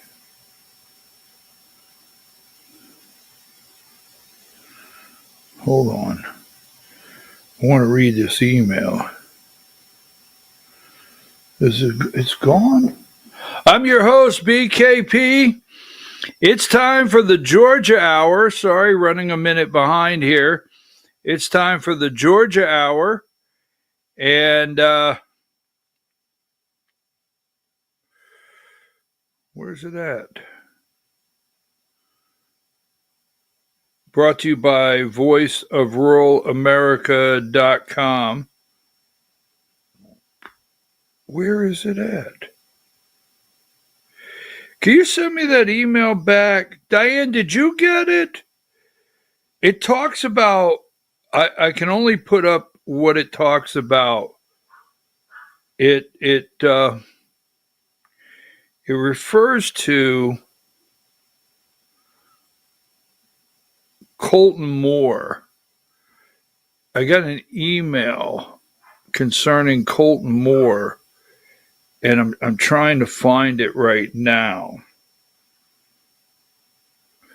I guess I can't find it. I thought I got an email here, and I was reading it,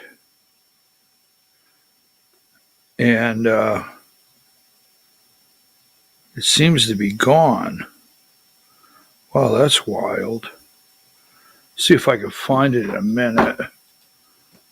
All right, I'm your host. I'm going to take a break in a minute and try to find it. It's an email that someone sent me concerning Colton Moore, and I'm trying to find it so I can read it on the program.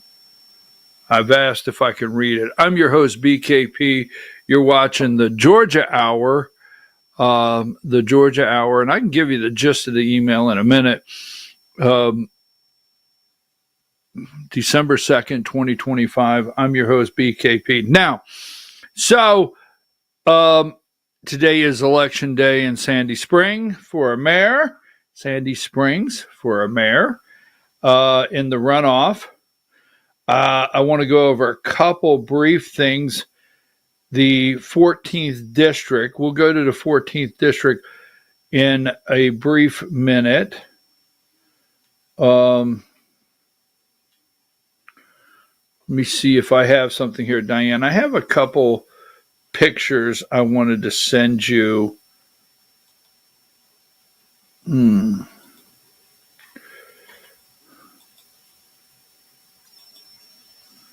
Here's two pictures I wanted to send you. I was wondering if this was a real person.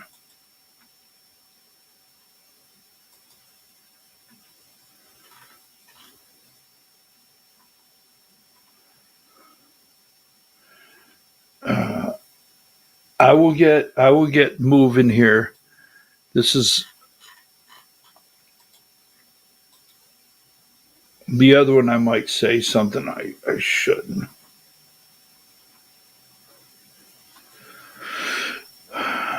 So we have some new entries into the 14th district congressional race. We're going to talk about that.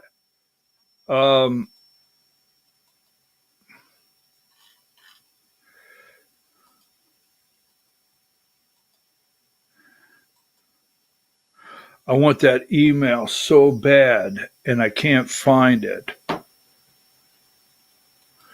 right, Diane, I just sent you two pictures. Let's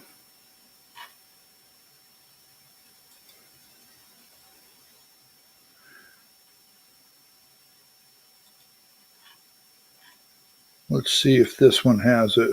No.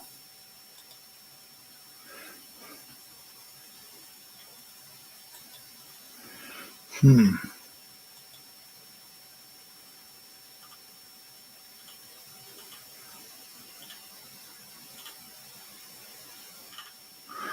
was reading that email. All right. So this morning about 5 a.m., I just want to put this out.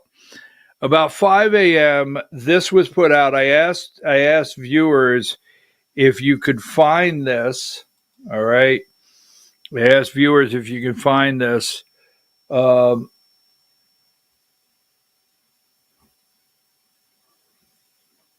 And I may have accidentally deleted that email, but I asked viewers if you could find this poll.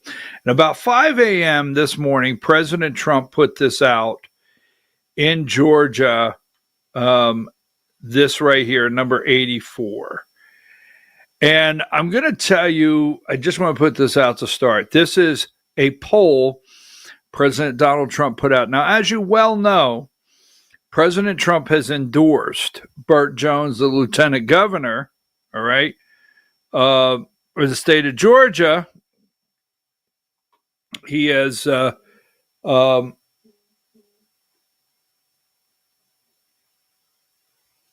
a minute.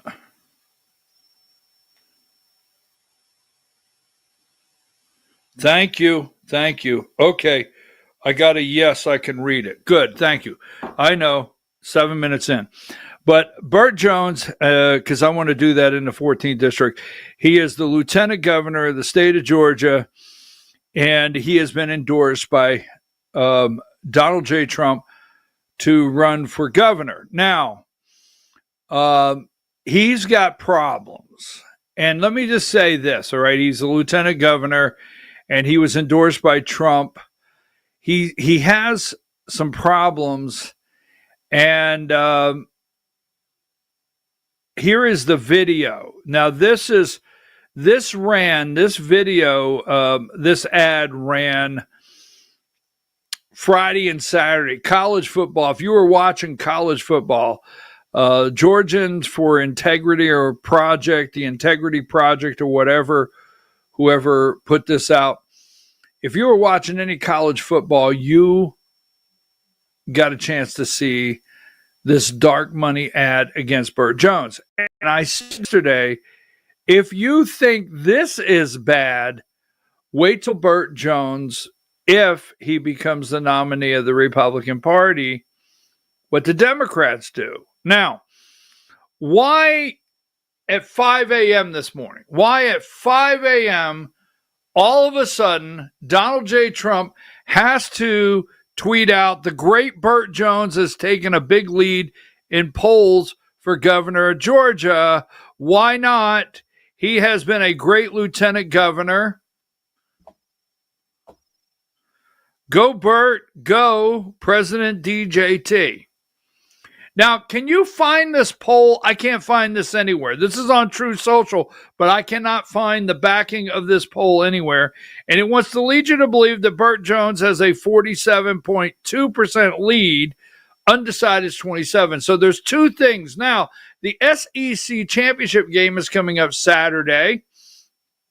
And I understand that this ad is going to run again. Let's go ahead. Let me show you the ad, because Burt Jones is having a little bit of difficulty in the primary. Video 5.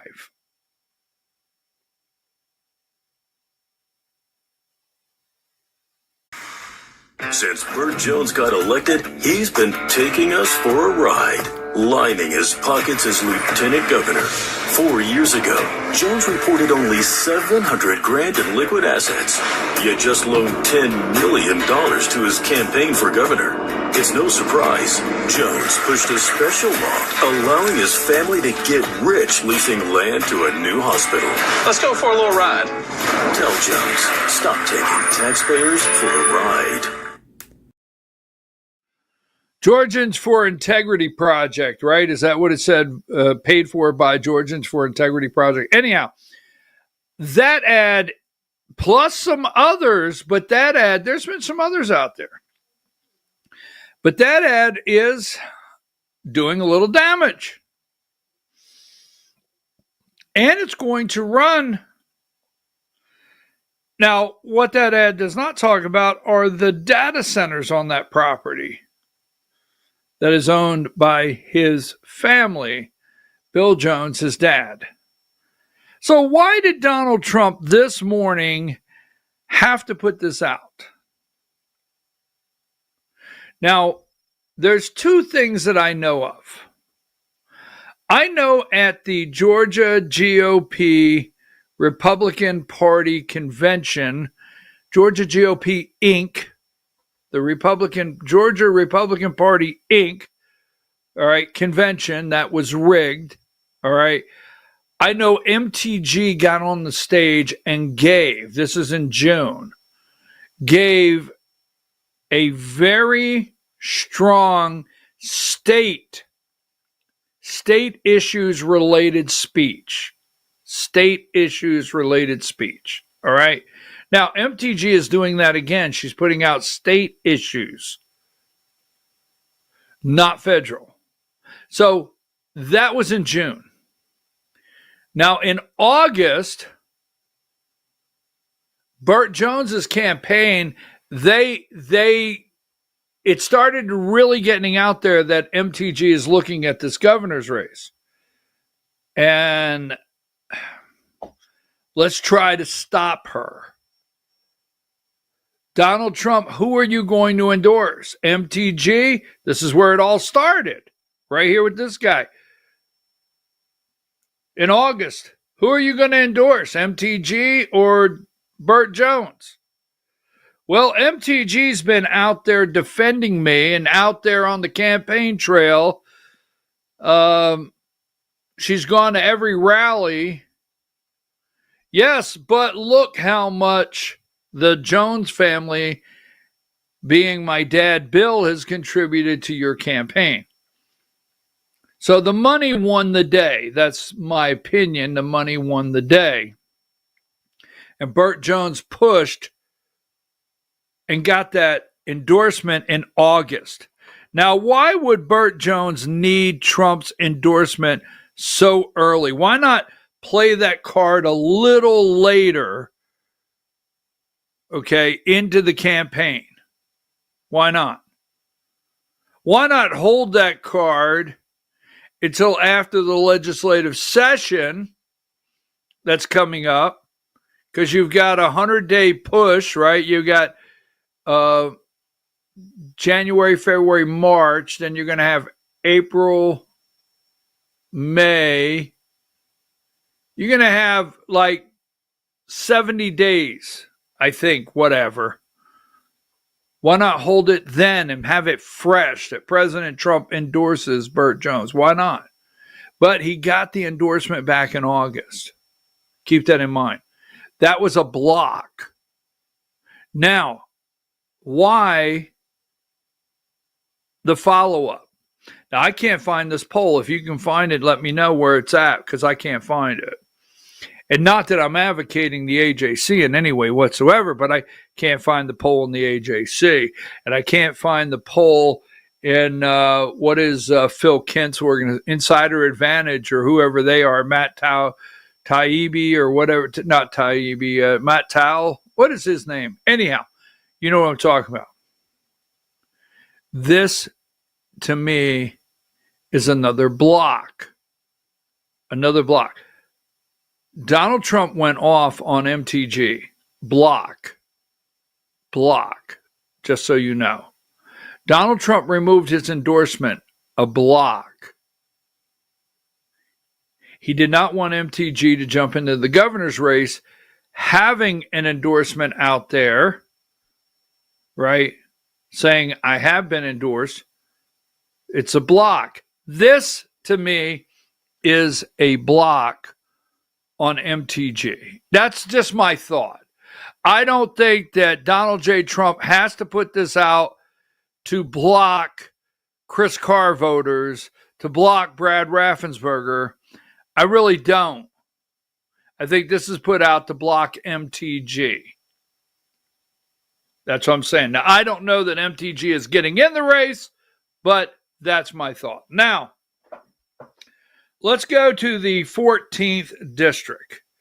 Now, yesterday, Jackie Harling, I think that's her name, give me number 81, she put out this statement, and I'm going to direct you to it. She is the acting chair of the 14th district, and this is well written.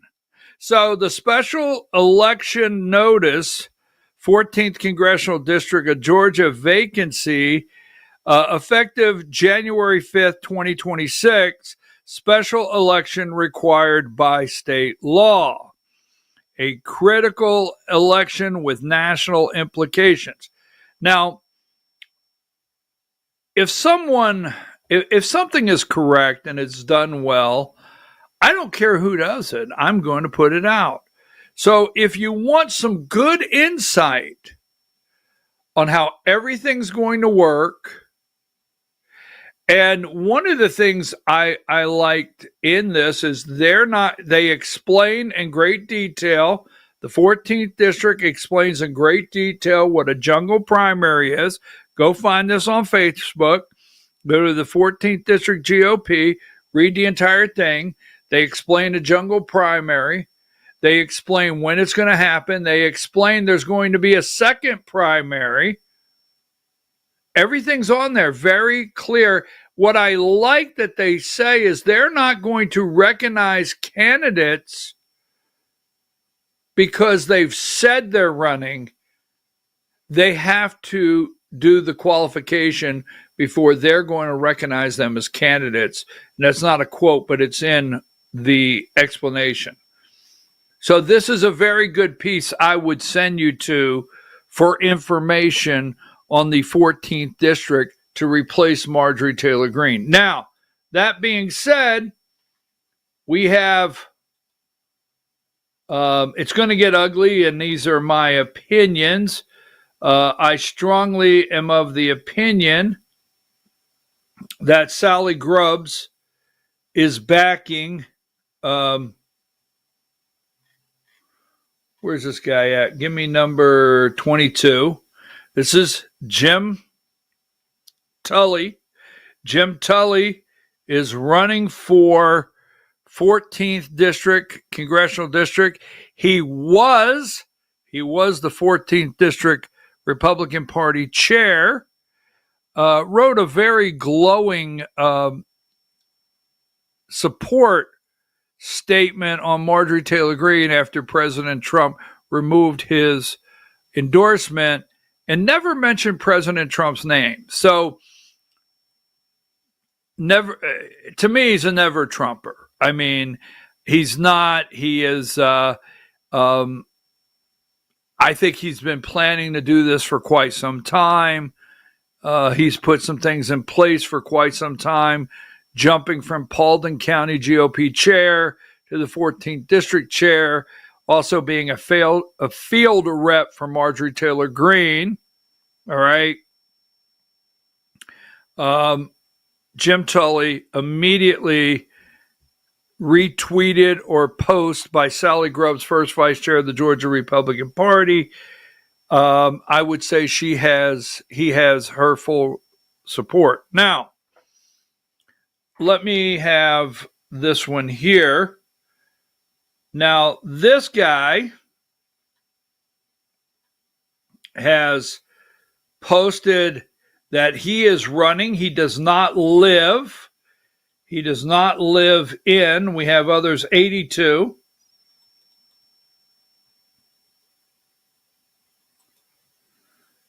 And I have not spoke with Jarrett, but some of you know Jarrett.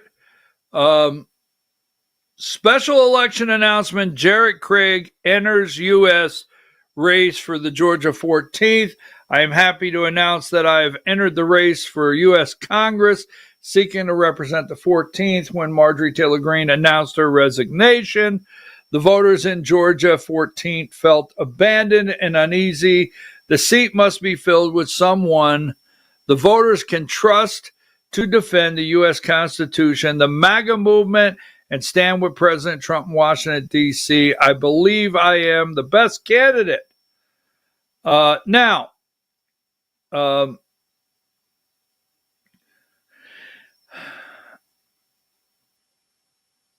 my understanding is he does not live in the district. So,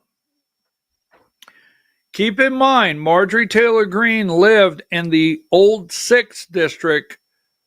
It did not move to the 14th district until after winning, the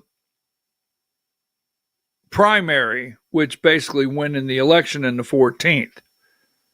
So I understand he does not live in the 14th, but he's made a commitment that, if elected, he will live there in the 14th.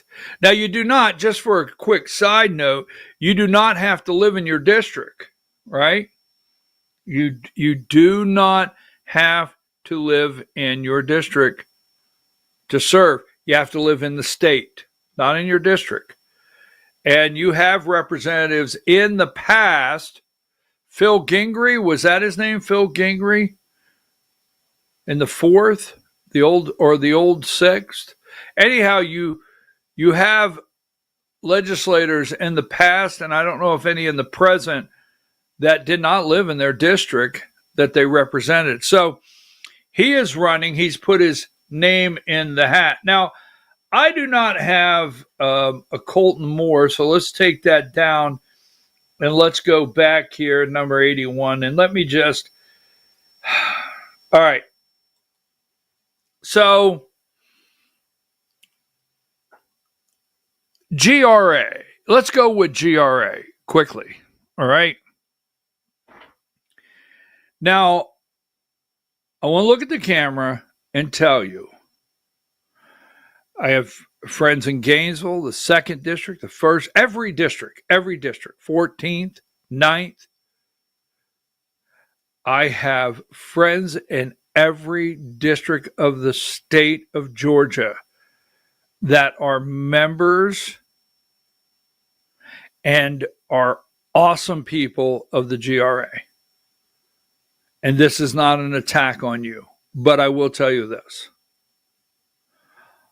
As long as Alex Johnson, don't forget, Alex Johnson wrote that glowing,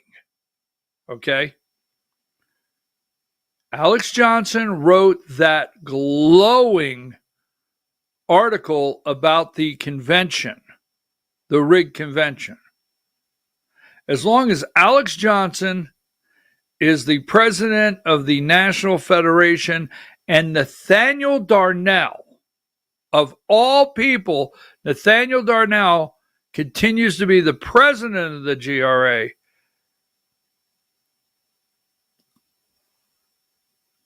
not attacking you, but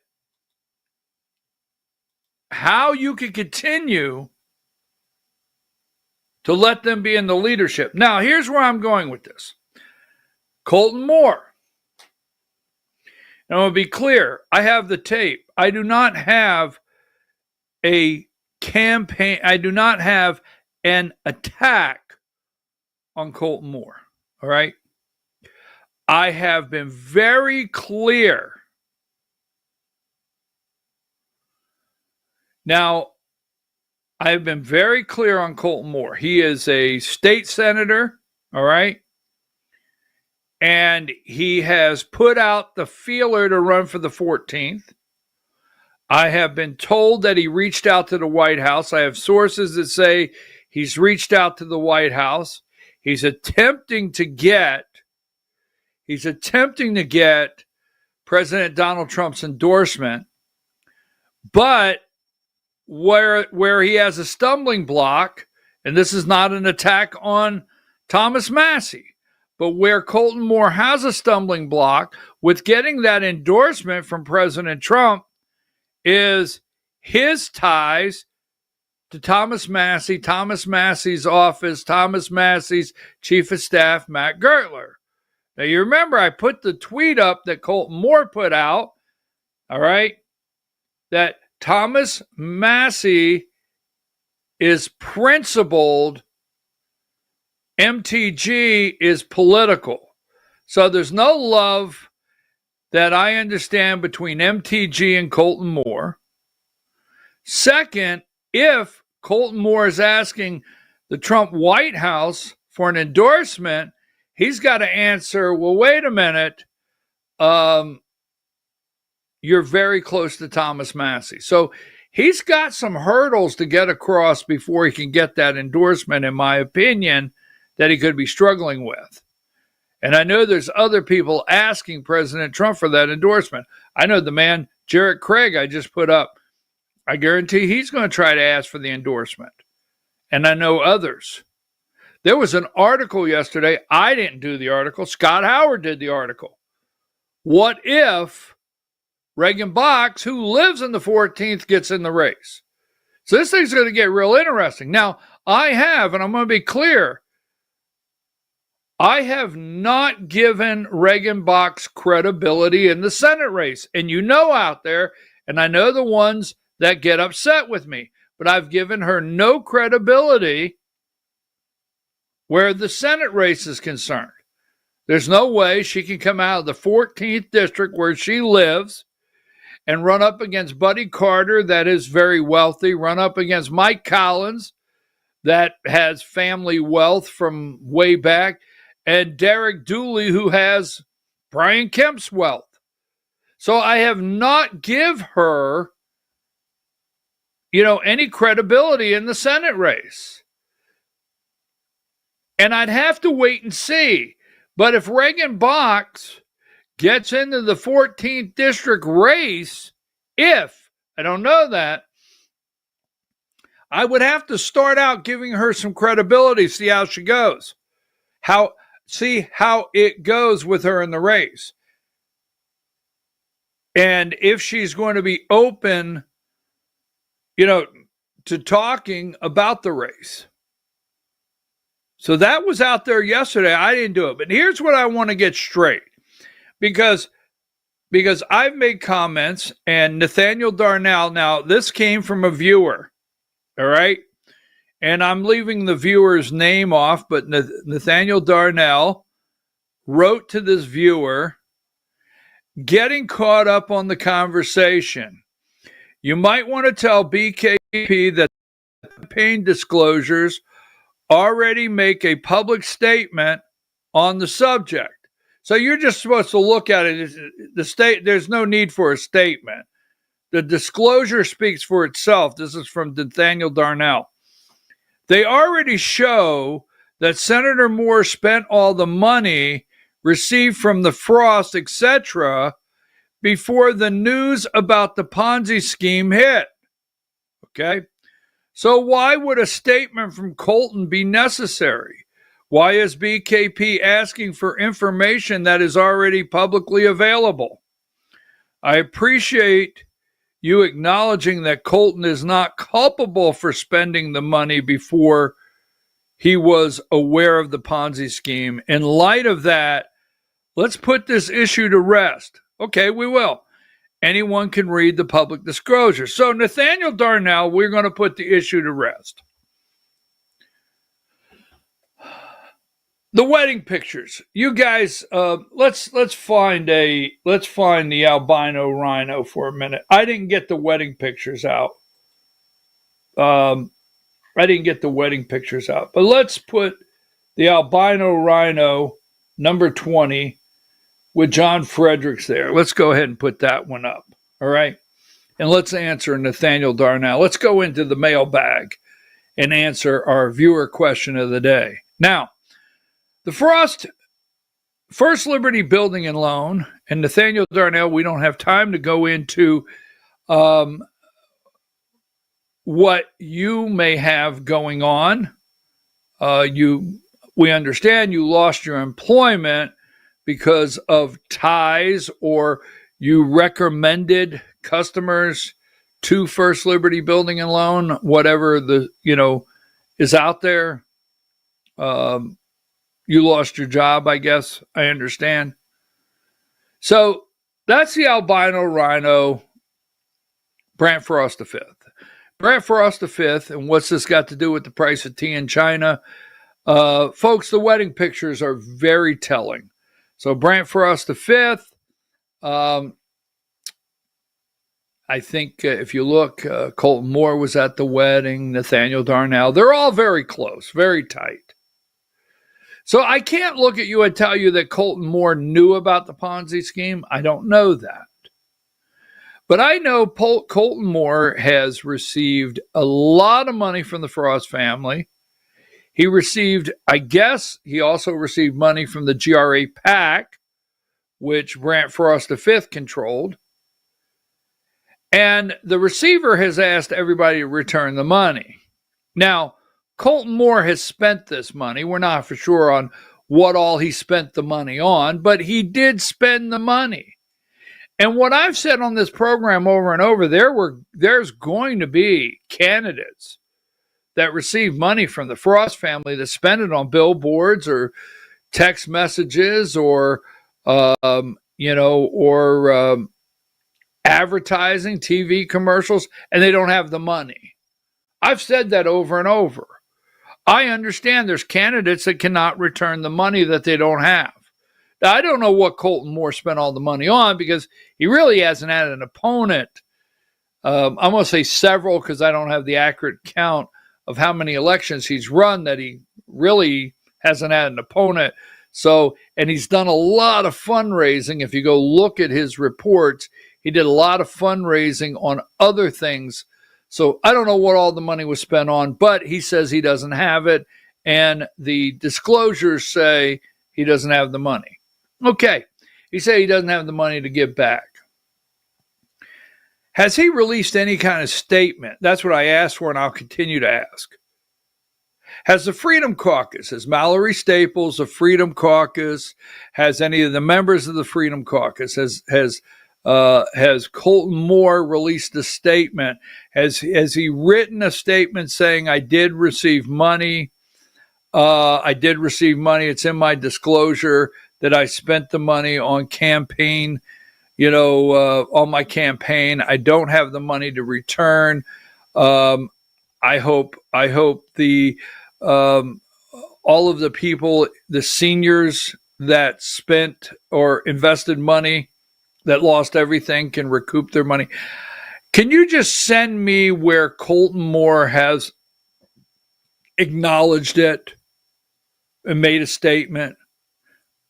Can you do that? Because I'd like a statement from Colton Moore.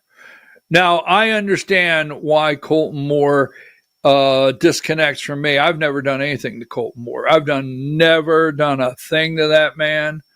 Nothing. But I know why he is distant from me. And I know why Nathaniel Darnell is distant from me. And I know why Alex Johnson is distant from me.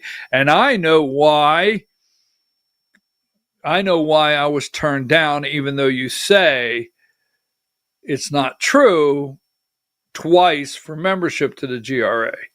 They've had to always keep me away.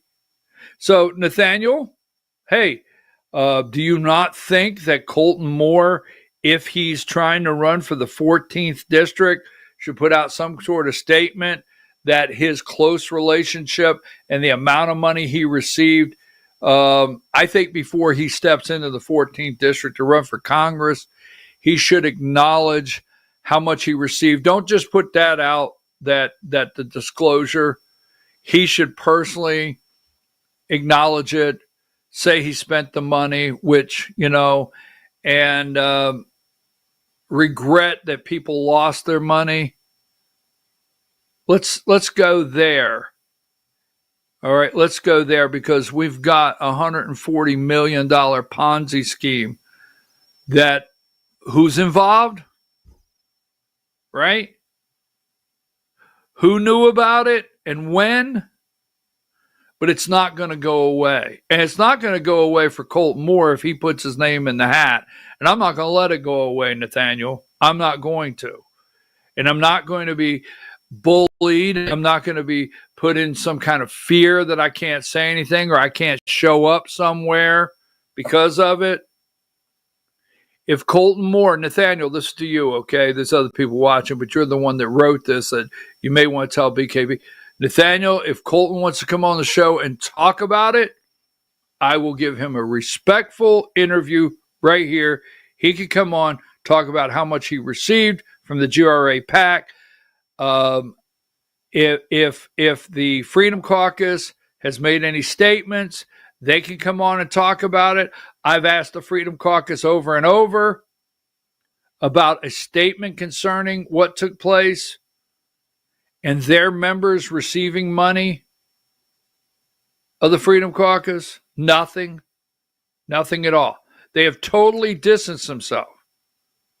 Totally and completely distanced themselves from this, and silence about the Frost the Fourth and First Liberty Building and Loan $140 million Ponzi scheme. So tell him to come on the show and tell us how much he got. Don't just say it in the disclosure. Tell us how much he got, how he spent it, when he found out, how he's addressed it, and maybe people in the 14th district that are investors should get their money back. Maybe he received money in the 14th district, not that he did anything wrong spending it or taking it, but maybe he received money in the 14th district where there's people in the 14th district that lost money. And maybe they feel a campaign disclosure is not enough for them because of the ties that Colton Moore has to the Frost family, much like yourself, Nathaniel. You guys can't get away for some reason. So that's my comment on that email. I don't know. Now, moving right along. This is a Billboard 26. So I think, and I want to put this out, I think the kid was set up.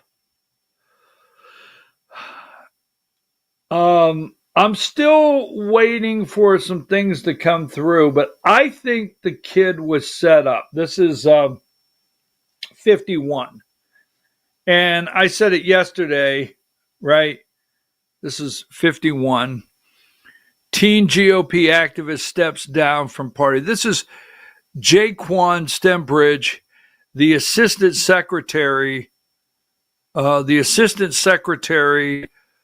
the Georgia Republican Party. Now, he was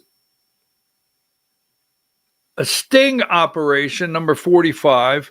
He was caught up in a sting operation. Now, I'm just going to put this out here because this is part of what I'm thinking, and if you can help me out there, let me know. Now, Josh McCoon has total control.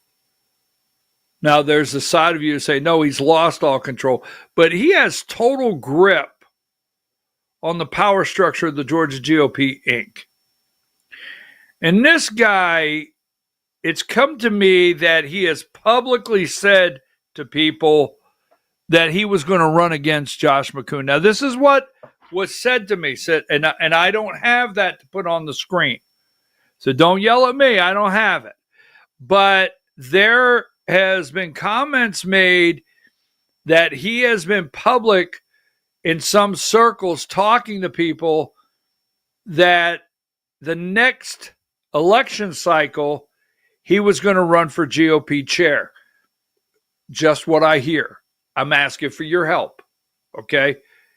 Now, I hear something like that. This is a sting. He does lie. He says, when the guy confronts him, he says, oh, I'm 17. I don't have ID. We get that, all right? We get that they claim he was trying to meet up with a 14-year-old boy. We get that. We are not saying anything is okay here.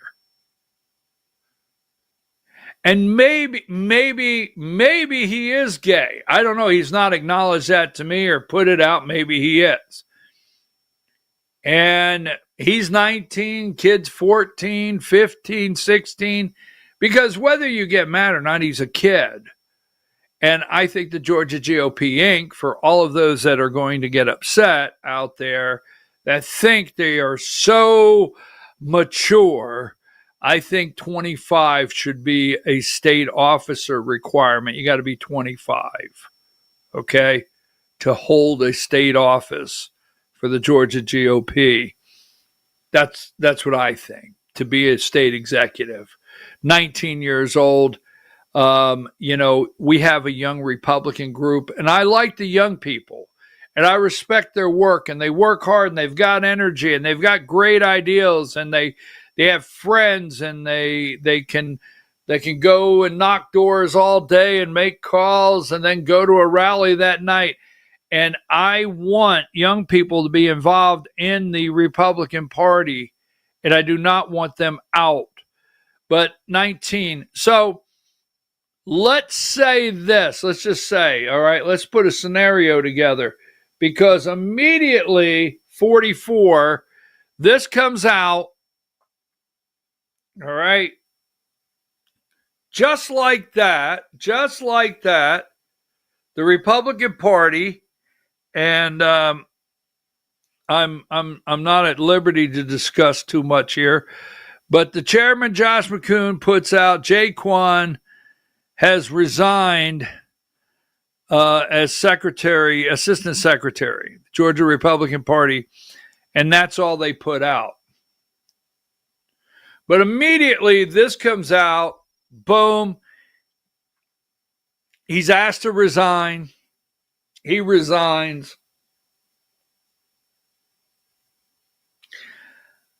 I'm going to look at camera and tell you, I think he was set up. I think there's maybe some people in his circle that are aware of maybe some things where he's concerned. I don't know. Maybe they knew where to go look or who to send in an area to start looking.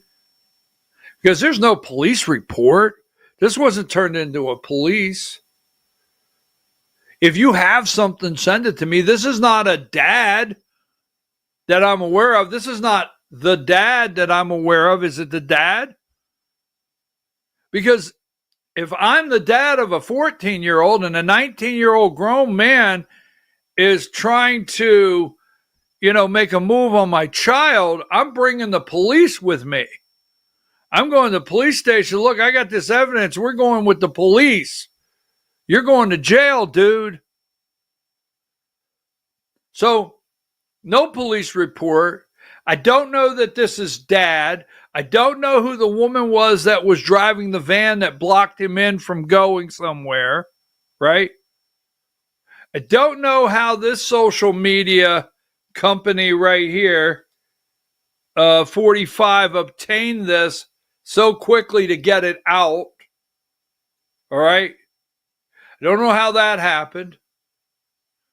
Don't know how the GOP got wind and he got out. Give me 46, because the Georgia GOP is aware of this.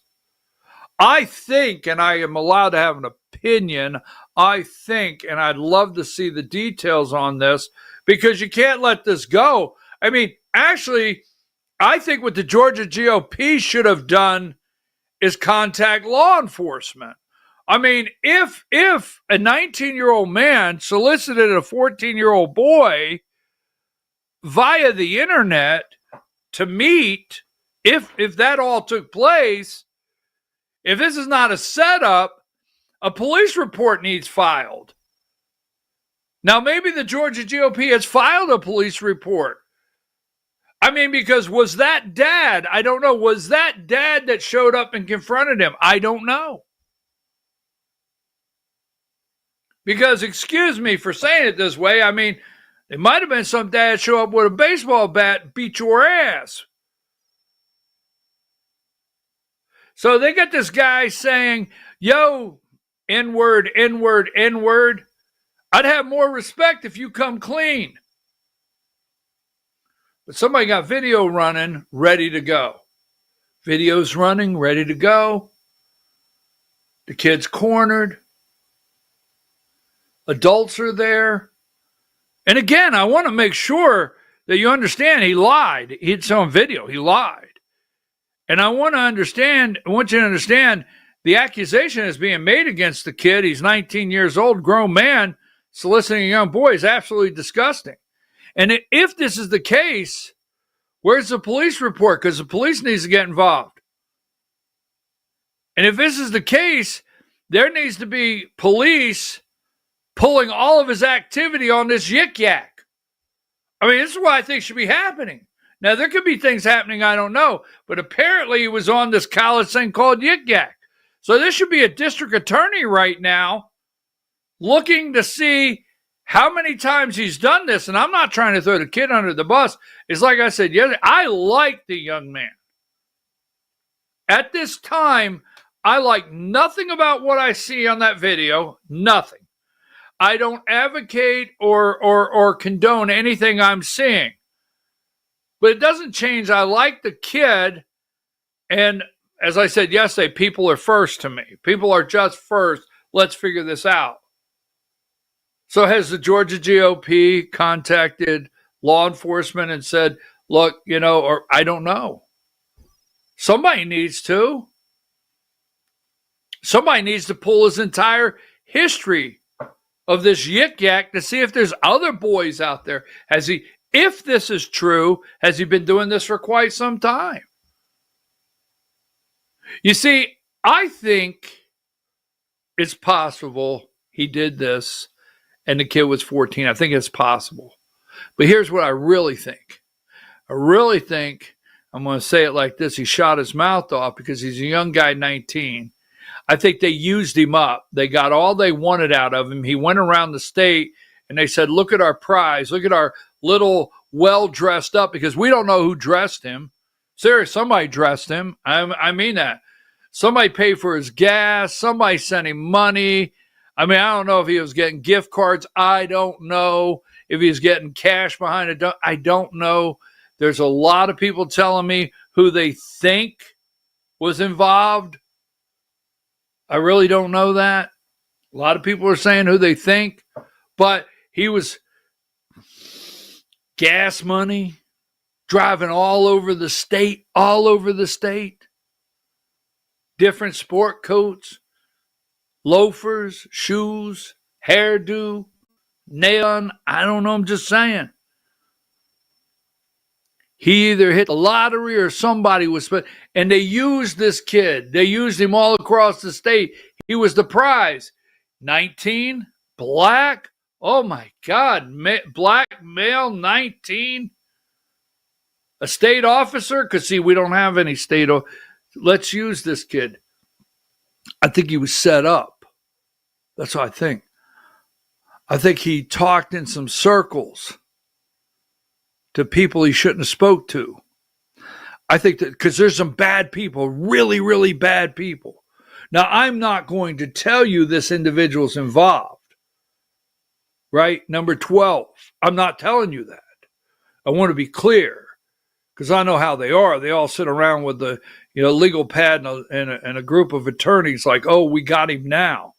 But the guy with his back turned, Travis Bowden, is a bad person. Very, very bad person. Bad person. Right? I mean, if Josh wants rid of you, this guy, he can participate. I know firsthand. I can speak of it. Yeah. Mr. Pritchard, could you please speak into the microphone? What makes you think that this guy, okay. Do you want to see the messages that he sent around to state committee members that he doesn't think I have, where he was soliciting them to go after me, where he wrote the template letter for them to send in against me? Here's all you got to do is sign your name. And Candace Taylor, I understand, did that. So I think the kid was set up because you always have this here. Number 11, you have another kid. You got Blueberry. Don't forget it. You got Brad Barnes, number 11. Now, number 9, don't forget, a deal has been made. A deal has been made in Georgia, number 9. Watch for what this comes out to be.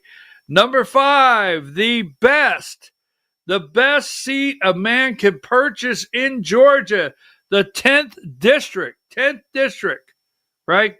Best seat a man could purchase in Georgia. What number is that? Number 5. Yeah, 5. That's Houston Gaines, the 10th district of Georgia, right? There he is. That's the best seat money can buy. No one opposing this guy running for the 10th district. That would happen to be Brian Kemp's district. So we're going to get into the Fulton County tomorrow, but I want to go through this right here. The Georgia GOP, Diane, did I sent you this. Number 152. And I don't know who's running the place. Nope. That's the David Schaefer one. I don't want that one. 151.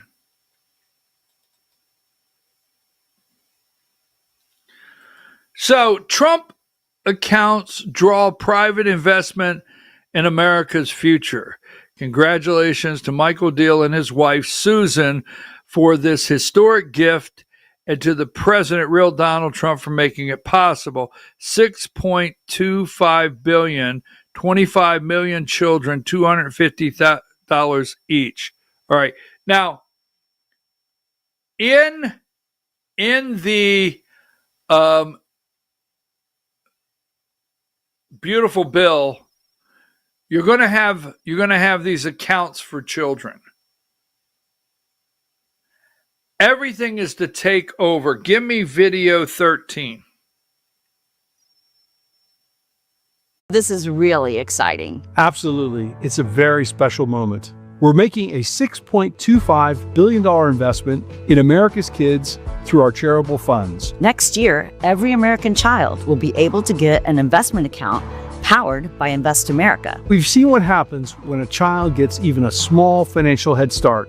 Their world expands. The real power of these accounts is that anyone can contribute. Parents, relatives, friends, everyone can help shape a child's future. To philanthropists, companies, community leaders, if you want to be part of something truly meaningful for our kids, for our communities, for our country, join us. And to parents and caregivers, stay tuned and get ready to activate your child's account. Every contribution can grow over the years, just like your child. Together, we can make possibility something every child can count on. And that's a future worth investing in.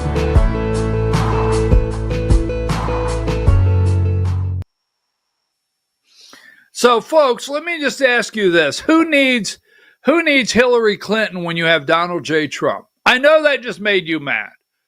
I know you got angry. How many of you remember Hillary Clinton wanting to open accounts for every child in America and put $500 in there? Can you tell me? Diane, do you remember that? You can just text me yes or no. How many of you remember Hillary Clinton, right? How many of you remember Hillary Clinton wanting to open an account for every child in America? Yes. Folks, I told you this in the last segment. You're getting ready. Well, look it up if you don't remember. You said, look it up. Just Google. You said, nope, you don't remember it. Google Hillary Clinton proposes opening an account for every child in America or something like that, and putting $500 in it. See what you come up with. See who can send me something about that. So totally, this is set up, and Republicans, I can't believe how excited they are over this. This is the complete control of your children. We showed you that earlier. Now, take that down. I got something else I want to do in the next 5 minutes. Yeah, I don't want you to forget that.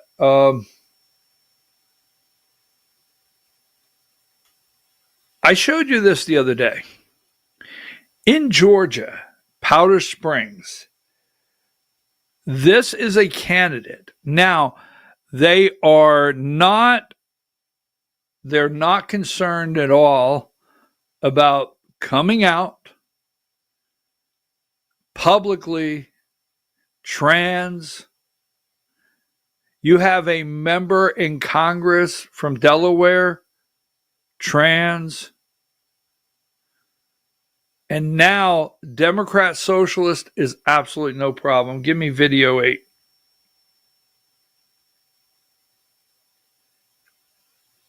Hi, I'm Erin Baker. I'm an openly trans Democratic Socialist running for Georgia State House. I receive hundreds of hateful comments a day, but we are not backing down. We are still fighting for the working families of Roswell and Sandy Springs. We're still fighting to make housing more affordable, and we still believe that a better Georgia is possible. We're only 1 week away from our launch event on December 7th. If you can't attend, there's still great ways to get involved with the campaign. You don't have to live in the district to donate. You can always spread the word, and we even have remote volunteer opportunities. And together, we can make a Georgia that works for everyone. Wait a minute.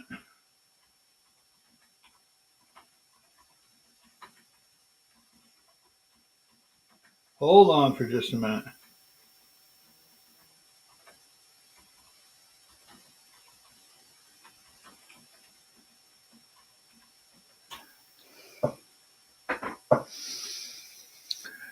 During her 27 presidential campaign, Hillary Clinton proposed the ideal of giving every baby born in the United States a baby bond account of $5,000. The money would be invested and grow over time, and upon turning 18, the young adult could use the funds for specific purposes such as paying college, buying their first home, or starting a business. The big, beautiful bill. Who needs Hillary Clinton? The final control of your children. September 28, 2007, Clinton, $5,000 for every U.S. born child. Oh, yes. And hey, you know what? Well, I'm just saying, I find it very confusing on what a Republican or who they claim to be a Republican. Let's see what I have here. I had something else before I close. I wanted to show you on Georgia. Hold on just a minute. I know it's we're right up on 11 o'clock. Don't think I want to go into it until tomorrow.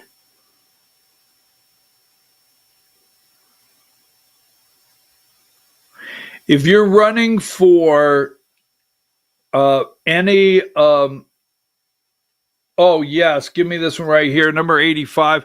If you're running for any district out there, 14th or anywhere, contact me. I mean, unless I always get clearance. Let me say that, you know that, right? I don't read anything on the program that I don't get clearance. If you contact me, nothing goes on the program that you do not clear that we can go with it. If you're running for any office across this state, contact me. I'd like to talk with you. Special election, because it's just like I said with Colton Moore. You can come on the show. Everybody that comes on the show, all right, anyone that comes on the show, they're guaranteed a respectful conversation and interview. I don't attack people. So anyone can come on the show and it'll be a highly respected conversation, and you won't leave feeling like I attacked you, that you never want to come back on. Now, I'm not telling you I won't ask some difficult questions. Special election for State House seat in Cherokee. Don't forget, that is set. That's December 9th. All right. Now, that's a jungle primary. We can't fix elections in Georgia. No. Republican Party of Georgia, they will do everything in the world, but boy, they will not close our elections or attempt to fix. Do I have it correct? I want plurality. Do I have that correct? 86. I don't like the runoff system. 86. This is State House District. Here are the 5 Republicans: Ann Gazelle, Bill Fincher, Bryce Futch, Rajay Sagu, is that it? Rajay Sagu, William Ware. There's 5 Republicans on the ballot and 1 Democrat, number 87. Scott Sanders is on there. Now, as you can see, when you sign up, you have to put down contact information to find the candidates. So that is for the 23rd, or is it the Special House District? What is it? Is that 23? State House District 23? Double check that one. Yes, in Cherokee County. So get out the vote.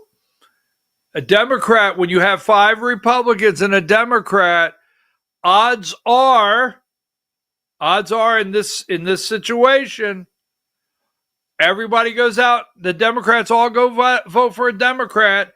A Republican split. This candidate's going to get all the Democrat vote, 86, and these 5 candidates are going to split the Republican vote. Odds are it'd be a runoff. It could be a runoff between the Democrat and a Republican. We just, when it comes to wanting to fix our elections in Georgia, well, that being said, I'll see you tomorrow morning at 8 a.m. You have a nice, cold, wet, rainy, sorry about that, day in Georgia. Take us out of here, Diane.